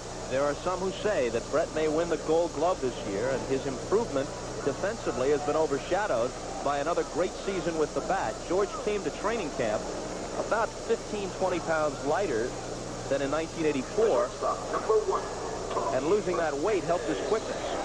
Remember when he started off slowly with the bat in spring training, everybody said he was underweight, he had lost his strength. It lasted about 2 or 3 weeks before the bat caught on. I'll tell you another improvement. His good buddy with the Red Sox, Boggs, Wade Boggs, has really become a very, very good third baseman defensively. What was the Wade Boggs quote when they were neck and neck in the batting race? Wade said, 2 hits a day keeps the doctor away. And in this case, the doctor is George Brett. And Boggs did outdistance him. Fernandez rolls to his opposite number, shortstop Buddy Biancalana, and he made it close at first base, but it's a 1-2-3 inning for Gubicza out of the bullpen. After 5, Toronto 6, Kansas City zip. That tall structure in the background is the CN Tower, the tallest freestanding structure in the world. If you ever want to come up for vacation, folks, it's a lovely city. Toronto, the people are great. A lot of culture sites. I'm going to take Bob Costas to the opera one day when he comes here, show him a little culture. About 10 million people within a 100-mile radius of the Toronto area, and what, about 25 million throughout all of Canada? That's just what I need to broaden my horizons with you as my guide. Here is Steve delivering to Smith, and ball 1 outside to Lonnie. They want to bust the fastball inside on him, go away with a breaking ball. Mullick's tight at third in case he tries to drop a bunt down. Curveball hit into left center field, and George Bell glides over. 1 out. Dave Steve now with the 6-0 lead is going to just try and stay in a groove. Not just throw strikes and get out of his pattern, but throw strikes with something on it.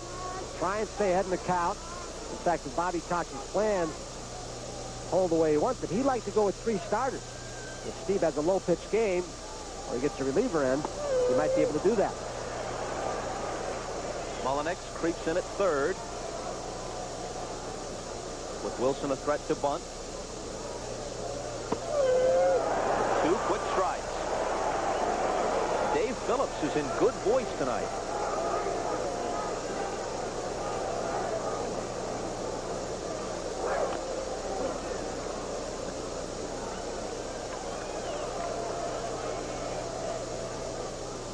Dave Stephen learned an awful lot from Al Widmeyer, the pitching coach, but also Dodd Alexander in this staff. It's like having a second pitching coach.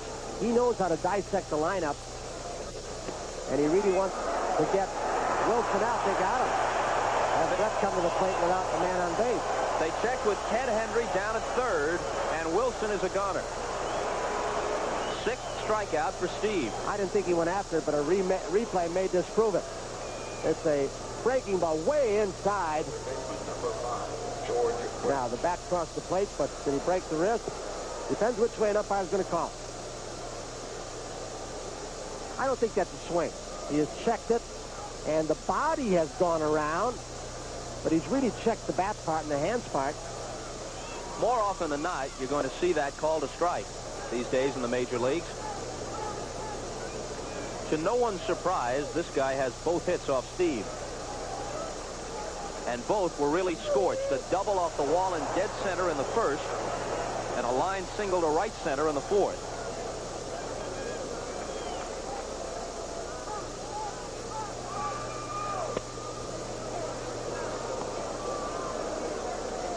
It appears on this series of pitches, Steve is going to run the fastball away to Brett and say, okay, if you want to hit it, you're going to hit it to left field or center field. I'm not going to let you pull it and turn on it. Good curveball. Backdoored him. With Brett, as he's gotten stronger and gotten that weight shift the late Charlie Lau talked about, he can drive the ball to left center and dead center field. He hit one to dead center about 450 the other day. Wow. Called third strike. With Steve charged up, he just bolted off the pitcher's rubber. And that's the flip side. Some say he's sullen when things don't go his way, but he's so exuberant when he's in a groove. Like, for a guy with his power, 30 homers and a league-leading slugging percentage, Brett seldom strikes out, only 49 times all year, a remarkable figure. But with stuff like Steve is flashing tonight, even the best of them can be victims. Watch Brett's reaction on that curveball that got him. He'll look it back into the glove and then glance back at Davey Phillips as if to say, he couldn't have caught me looking on that one, could he? Pete Rose does it. Wade Boggs does it. Late Charlie Lau called it head discipline. Try and see the ball hit the bat. Don't pull your head off. Sounds simple, tough to do.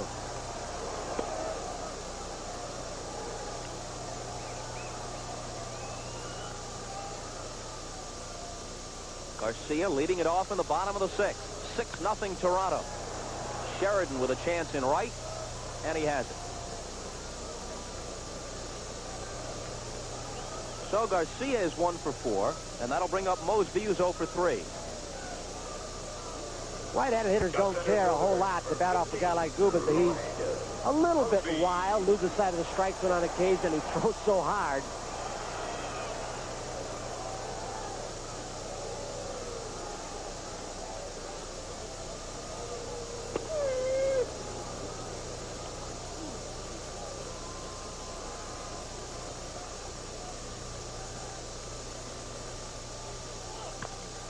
A chopper to short. Biancalana on the high hop, has to hurry, and got him barely. That's a sign running that hard that Lloyd Mosby, for the rest of his series, it appears that his hamstring pull, it was a nagging thing over the last month as well, because he got down the line in a hurry.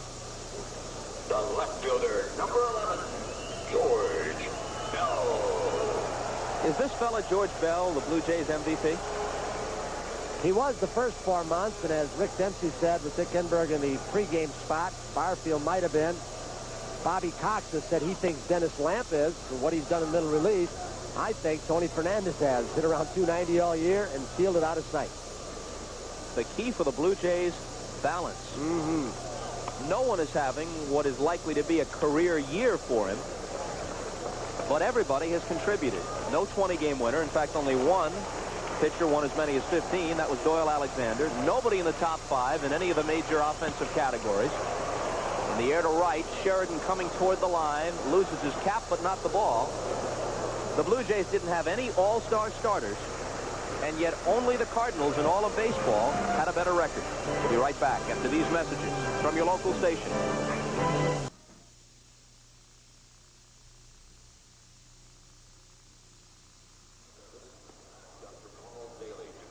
With all the concern about the possible weather conditions up here in mid and late October, we might note that baseball can't wait to get into Denver, and rightfully so. They'll be a great Major League franchise, and yet in Denver it snowed heavily 2 weeks ago. It was still September then. They got 5 or 6 inches. One year in Denver, we went on a road trip in June, and they had about a foot of snow in June. Came out of the mountains, gone a couple days later. Steve has been close to untouchable. Orta fouls it back.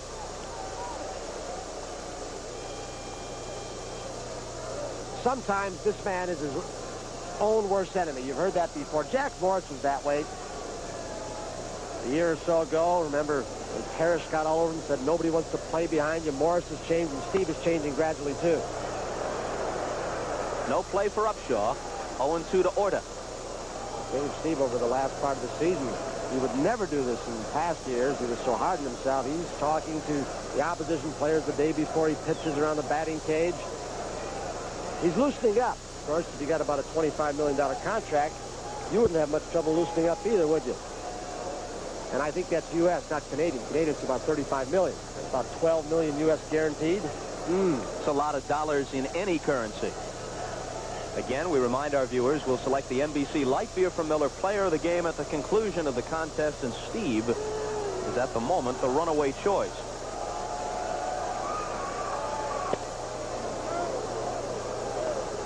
You know, Dave Steve has had an extra day rest. He's been pitching on the 5th day all season, a couple of times with 3 days rest. He was fearful he would be too strong and not have the strike zone under control. He's still popping the ball well. Orta reaches for it and bounces it to Garcia. Little flip to Upshaw for the first out. He got a great pitch here. He just throws a fastball about low 90s, and then he comes over the top, a pitch that he's developed with Al Widmeyer, specifically for left-handed hitters. Off-speed overhand curve. Rarely does he throw that to a right-hand hitter. He'll throw the hard slider or sidearm curve.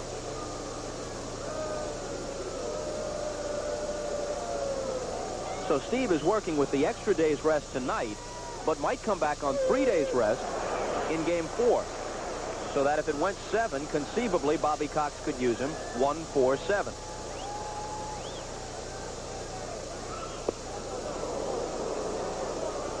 Jim Clancy has been on and off the disabled list a couple times this year, has been sent out at this point anyway in long or middle relief, because that's the department they've been very strong at this year, the Blue Jays.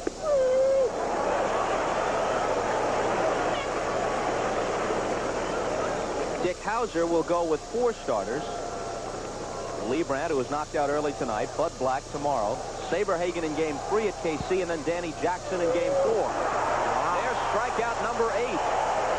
Sheridan with a brief disagreement with Dave Phillips. But Phillips is not their problem. This guy is. Strikeout number 8.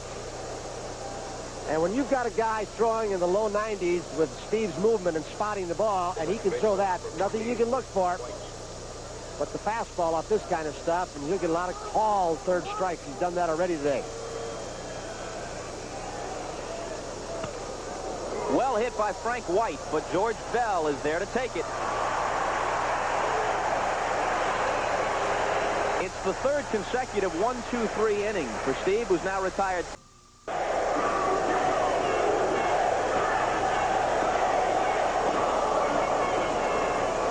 Seventh inning stretch time, and the organist chimes in with OK Blue Jays, the theme song here, and that's the cue for one of Tony Kubek's personal favorites, the mascot, B.J. Bird, to pounce up on top of the dugout and lead the cheers. Kevin Shanahan's doing all right now. I like him. He's staying out of the action a little bit more. Kids love him. These fans have had to learn how to have fun at the ballpark because they lost 100-plus ball games a few years in a row. They were a very, let's say, sedate crowd, quiet. There's B.J. Bird. You know, Toronto fans were once so docile that Sparky Anderson swears that he once came out of the dugout to make a pitching change, turned around and told the crowd near the dugout to be quiet, and they complied. That wouldn't happen today. Danny Jackson is throwing down in the Kansas City bullpen, but I assume he's just loosening up. Suit up for the opener in Kansas City. For the off day. He'd go in Game 4, which would be Saturday. The opener in KC would be Saberhagen, Game 3.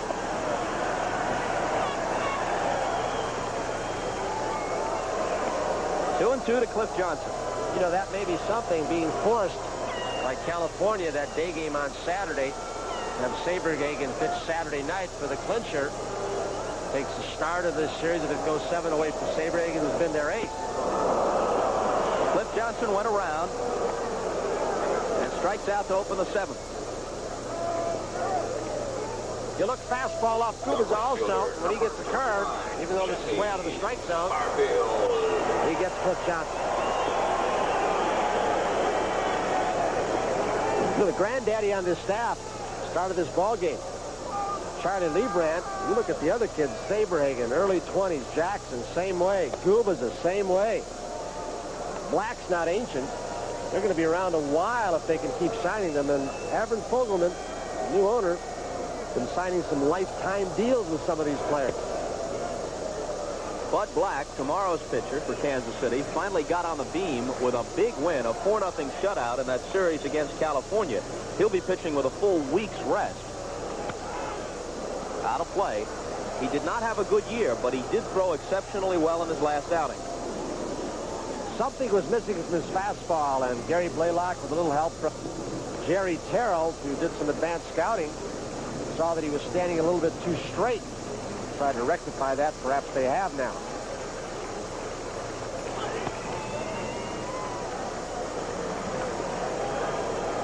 In the Toronto bullpen, a right-hander is throwing. It looks like Jim Acker, and Bobby Cox is thinking maybe with a big lead, and Steve having thrown 84 pitches.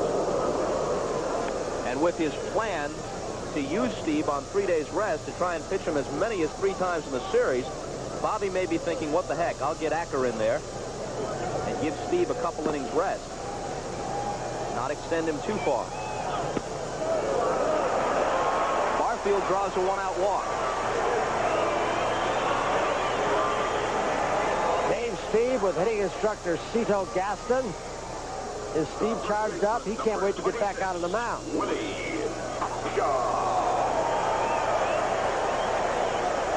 Folks, as you know, this telecast is presented by authority of Major League Baseball and may not be reproduced or retransmitted in any form without the express written consent of Major League Baseball.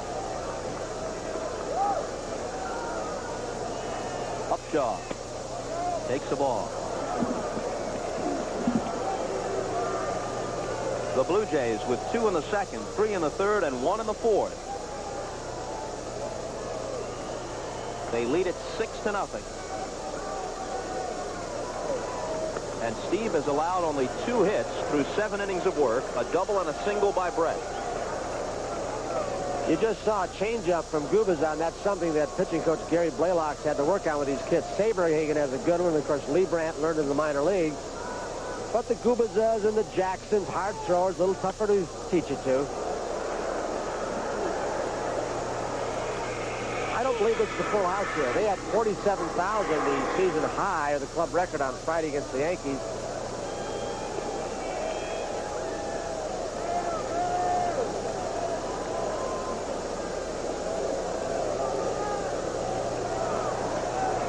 leisurely toss. We mentioned that only the Cardinals had a better record than Toronto this year. Whitey Herzog's team was 101-61. Toronto won 99 for the season. And their bid for their 100th was denied as Phil Niekro won his 300th on Sunday. Gubazat knows that Barfield at first base, also a steal threat. He's thinking that it's going to be Mosby who leads the club with 37 or Garcia with 28. Barfield has stolen 22 and been caught just 8 times.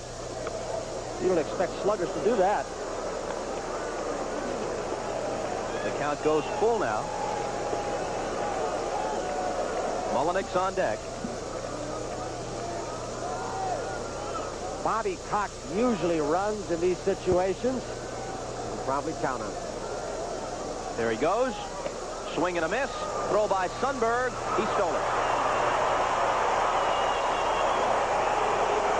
So Upshaw fans as Barfield steals second.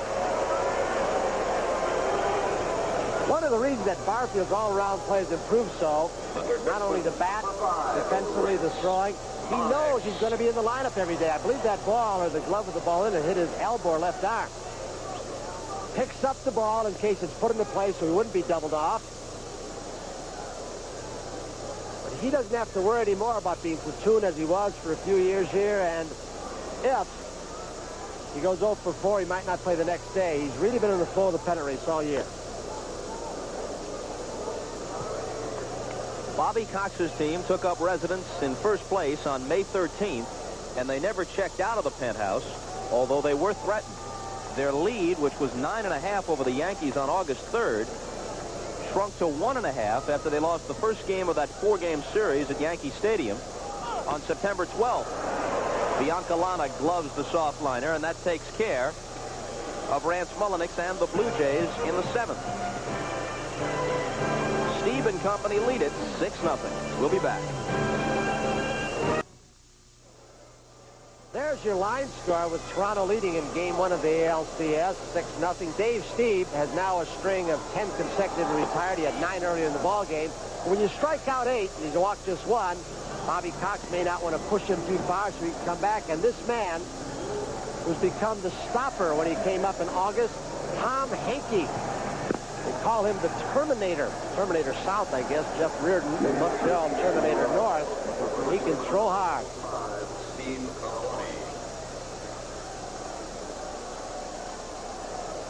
Balboni, Sundberg, and Biancalana due up in the top of the 8th.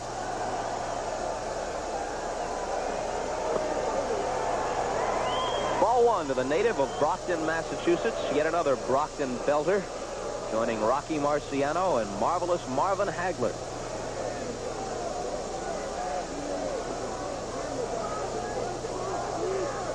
He misses more often than he connects, but when he does connect, brother, look out. He broke John Mayberry's 1975 record, Royals team record of 34 homers, hitting 36 this year.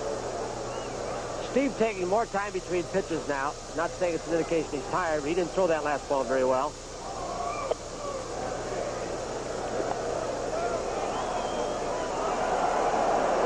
So that's maybe why. When he left, he may have had a conference with Al Widmer, the pitching coach, and Bobby Cox said, look, maybe stiffening up, which happens to his elbow late in a lot of games. He can be overpowering, and when the elbow stiffens up, you better have somebody loose. Maybe that's why Henke's there. Another good breaking ball, and the count is full. Again, they plan to bring him back on Saturday in Game 4. At least that's the initial plan, on 3 days rest. All the more reason for Cox to spare him. Got a break. Ball was probably off the plate inside.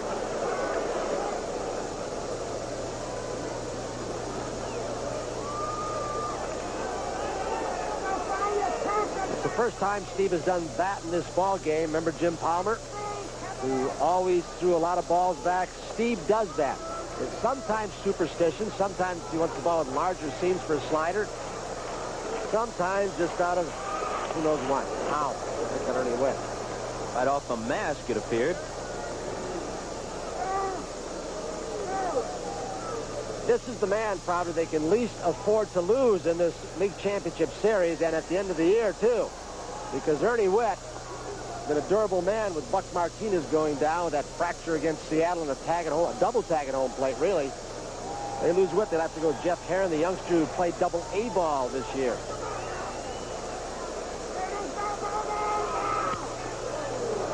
Curveball is lofted to center. Mosby calls and puts it away.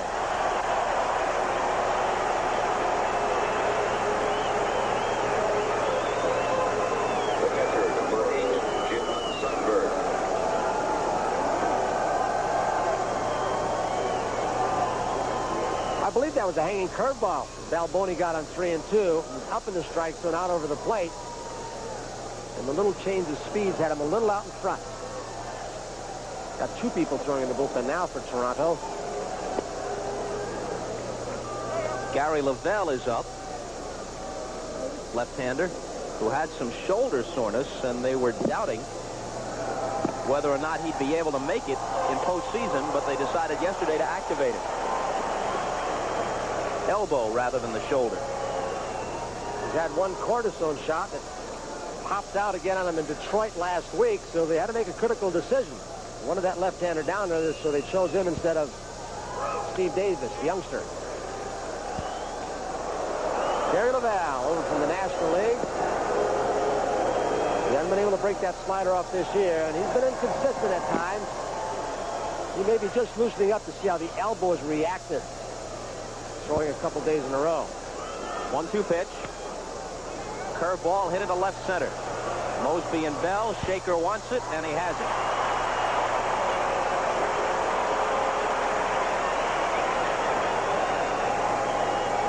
Three outfielders who can throw, who can chase down the ball in the gap. Bell and Barfield have been excellent with the bats all year. Mosby has struggled.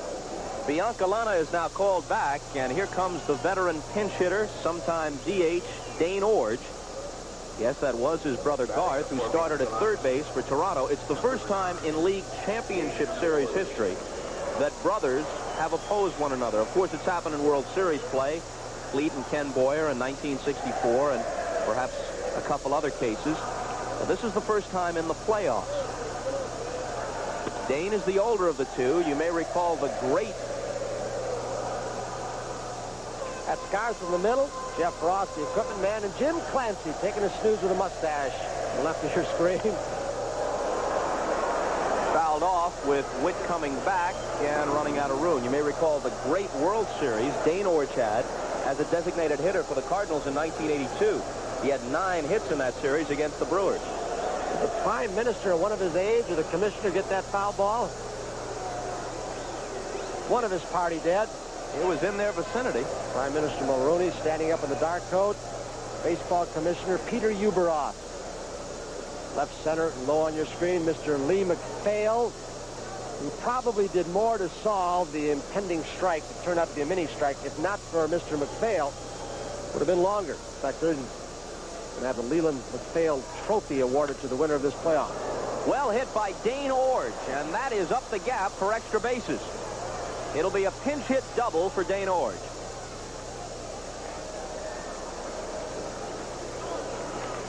Steve now doesn't have the wicked breaking stuff he had most of the ball game. Who are you pulling for, Garth? You think Mom isn't torn? Their mother has said that she kind of secretly is pulling for the Blue Jays. Onyx Concepcion on the pinch run for Orge. Number 2, Onyx Concepcion. Well, with the score 6-0, Garth Orge can afford to be pleased for his big brother. And didn't the Orge brothers make one of David Letterman's list the other day as the 2 most unusual 1 and 2 names in baseball, and Rance Mullenix was like 6th on the list? I thought Mark Funderburk was up there, as well as Billy Joe Robideau. Lonnie Smith with a drive to center that chases Mosby almost to the warning track, but he makes the graceful catch. No runs, a hit. Only the third Steve is allowed, and a man is left. Their interest is Domino's Pizza sponsoring the broadcast. Onyx Concepcion stays in the ballgame at shortstop. He pinch ran. And Dick Hauser with his 6-run deficit. He's going to bring on Danny Jackson, scheduled to be a starter, but I think he feels, hey, I'd like to get as many of these kids' feet wet this year in postseason play, get over what might turn out to be further jitters. Jackson overpowering. Good fastball. Keeps one of those players, Bob, pitchers who, when the ball is down, has great movement on it, and a hard slider also. Hauser also has to keep in mind that Jackson last worked 6 days ago. Check it, 5 days ago. Thursday night in the last of those 4 games against California when the Royals won 3 of 4 from the Angels. So he needs a little bit of a tune-up outing here. Jackson gave up 11 hits in that ballgame against California, but he did not walk anybody, which turned out to be a little key pitching against Gene Mock's Angels. Cut down their on-base percentage. Jackson did not have a relief appearance in 85 during the regular season. Scouts say of Jackson that sometimes his stuff is too good for his own good. That fastball has so much movement, it'll sometimes just skip right out of the strike zone. And if you're patient with him, you can draw a lot of walks. It'll be interesting to see as this game progresses if this man, Dick Hauser, gets his ace out of the bullpen a little work to get him sharp. Off day Monday, the Quiz likes to work, and there's some more action in the bullpen. There aren't too many people left down there. 3-2 to Ernie Witt. And the Quiz. He's led the American League in saves 5 of the last 6 seasons. The only time he did the strike year of 1981. He had that bad year this year, huh? Off year, just 37 saves. A little pop back and no play for Sundberg. Did you see the quote from Bruce Sutter, the man who shares the Major League single-season save record of 45 with Quisenberry? He had a disastrous season this year with the Braves, and he said, I only hope they don't put it on the back of my baseball card. Maybe they could just write in military service.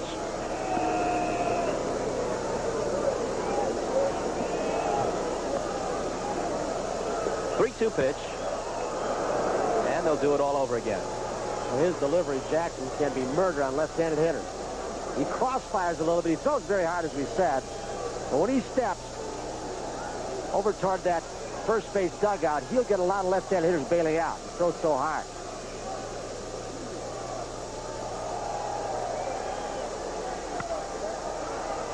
Slap down at first. Balboni fields it and throws to Jackson covering. Balboni is not mobile, but he has pretty good hands.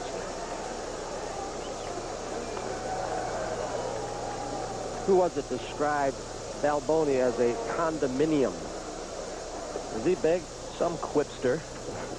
Wasn't you, I take it? You would have claimed it immediately. The shortstop, number 1, Tony Fernandez. Here's Tony Fernandez.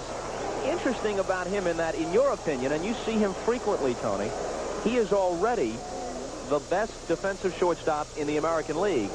But his detractors will say, as he pokes one up the middle for a one-out single, that he made 30 errors this year, and only Julio Franco of the Indians made more among all American League shortstops. Well, Buddy Biancalana and Onyx Concepcion, the two have shared the job for Dick Hauser's Kansas City Royals, made 31 between them. And this guy, I think, gets the more balls than either of them. On the other hand, some throwing, flip throws that get away. He's only 23, first full year. Garcia finds the hole, first pitch swinging. Fernandez will stop at second. Garcia's now 2 for 5. On the other hand, continuing the conversation about Fernandez, his fabulous range makes up for a lot of the errors. In contrast, you have a guy like rookie Ozzie Guillen for the White Sox. He made fewer than 15 errors this year. Some would say he's the best. Now, Bobby Cox is going to put in another one of those products, the shortstop from the Dominican Republic, San Pedro de Macorís. 20-year-old switch hitter Manny Lee to try and take some of the duress off Garcia's knee. They drafted him when he was left unprotected by the Houston Astros. Houston had gotten him from the Mets organization. Epi Guerrero, the Latin American scout. Boy, does he scout those countries down there. Great talent evaluator. Of course, when we evaluate the defensive prowess of shortstops, we're only talking about the American League. When you expand it to the major leagues overall, the conversation begins and ends with Ozzie Smith.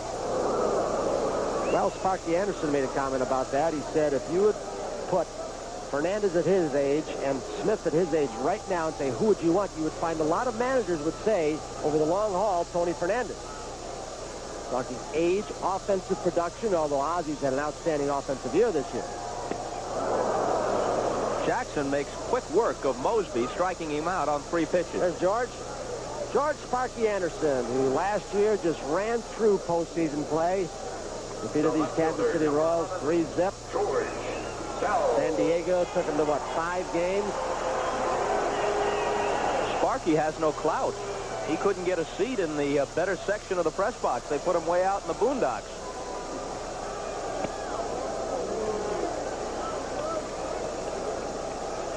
One bad year, and look what happens. 2 on, 2 out. Bell has 2 hits.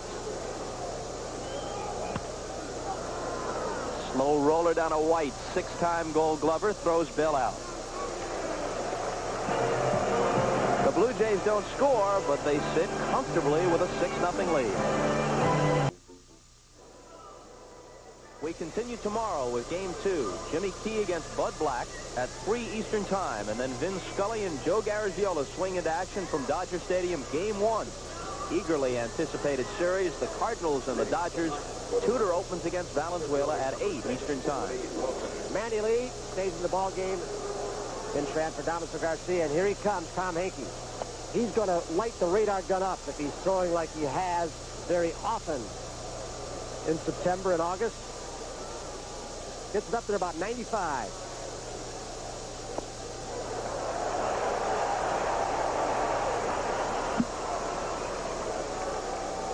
The Blue Jays got Henke from the compensation pool after Texas signed Cliff Johnson as a free agent.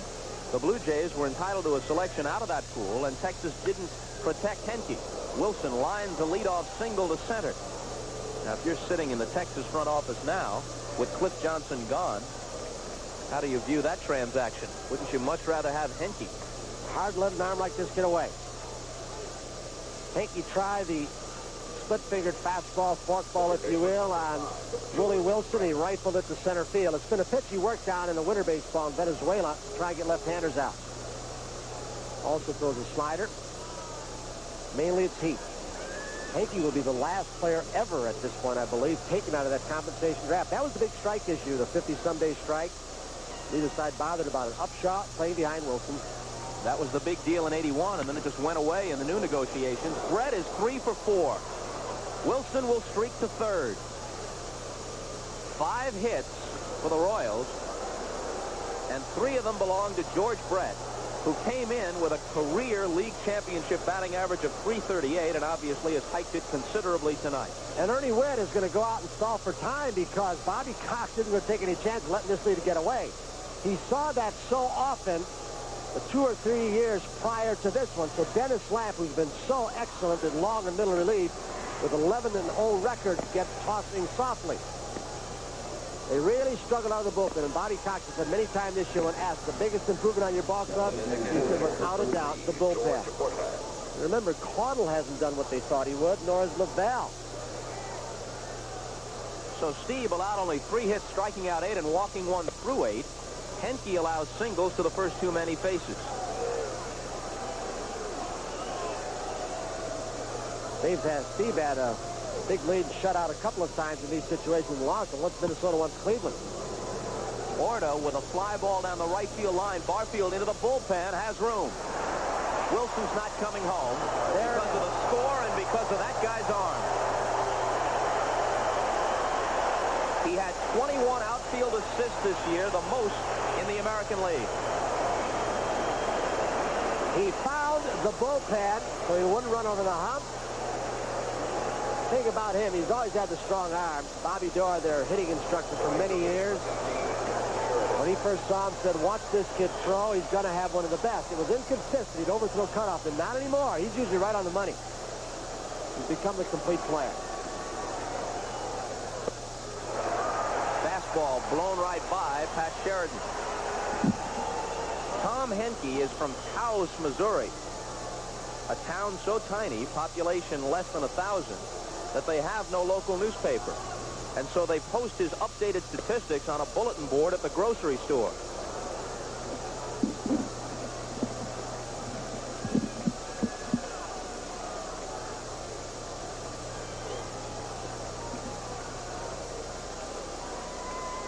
One pitch. 1-2. Now, what are we talking about? 95 on that? It's got to be close to that. We shall see. Well, we thought we had the reading.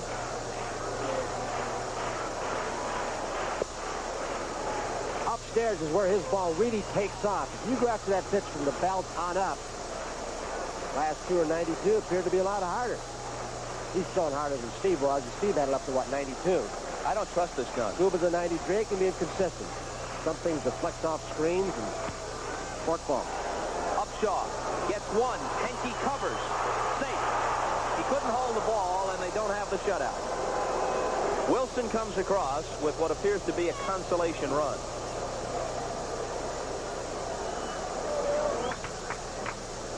Well, the upshot's pretty good as the ball pops up on the 3-6-3 or 3-6-1. This artificial surface is the same as in Kansas City and St. Louis, but it does not have the extensive drainage system. And when they put it in last February, the ground is heaved, and there's some soft spots. The turf has come loose, some humps. You don't always get consistent hops on this turf.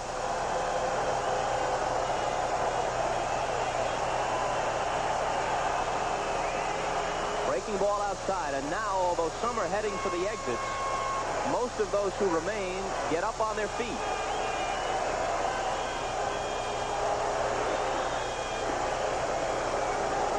Two and oh.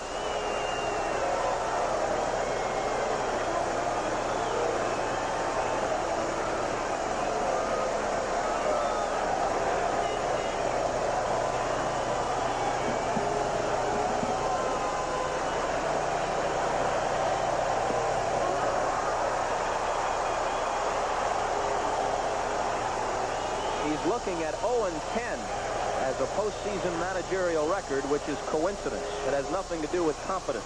He's one of the game's best. One strike away. And everybody up.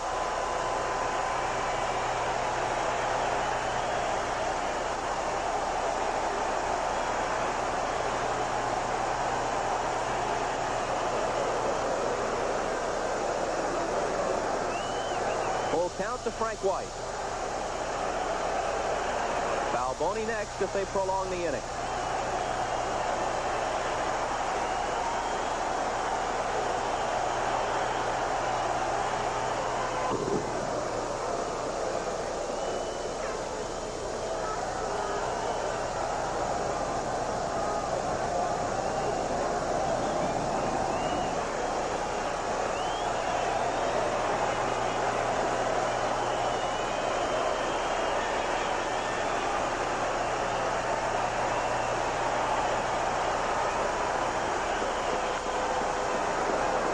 In center field.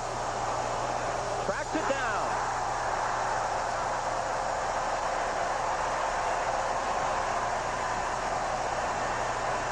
Just a murmur of protest from the Royals in the top of the ninth. They score their only run. The Prime Minister has reason to smile, as do Steve and the Blue Jays. Henke finishes it. They're up 1-0 in the best of 7.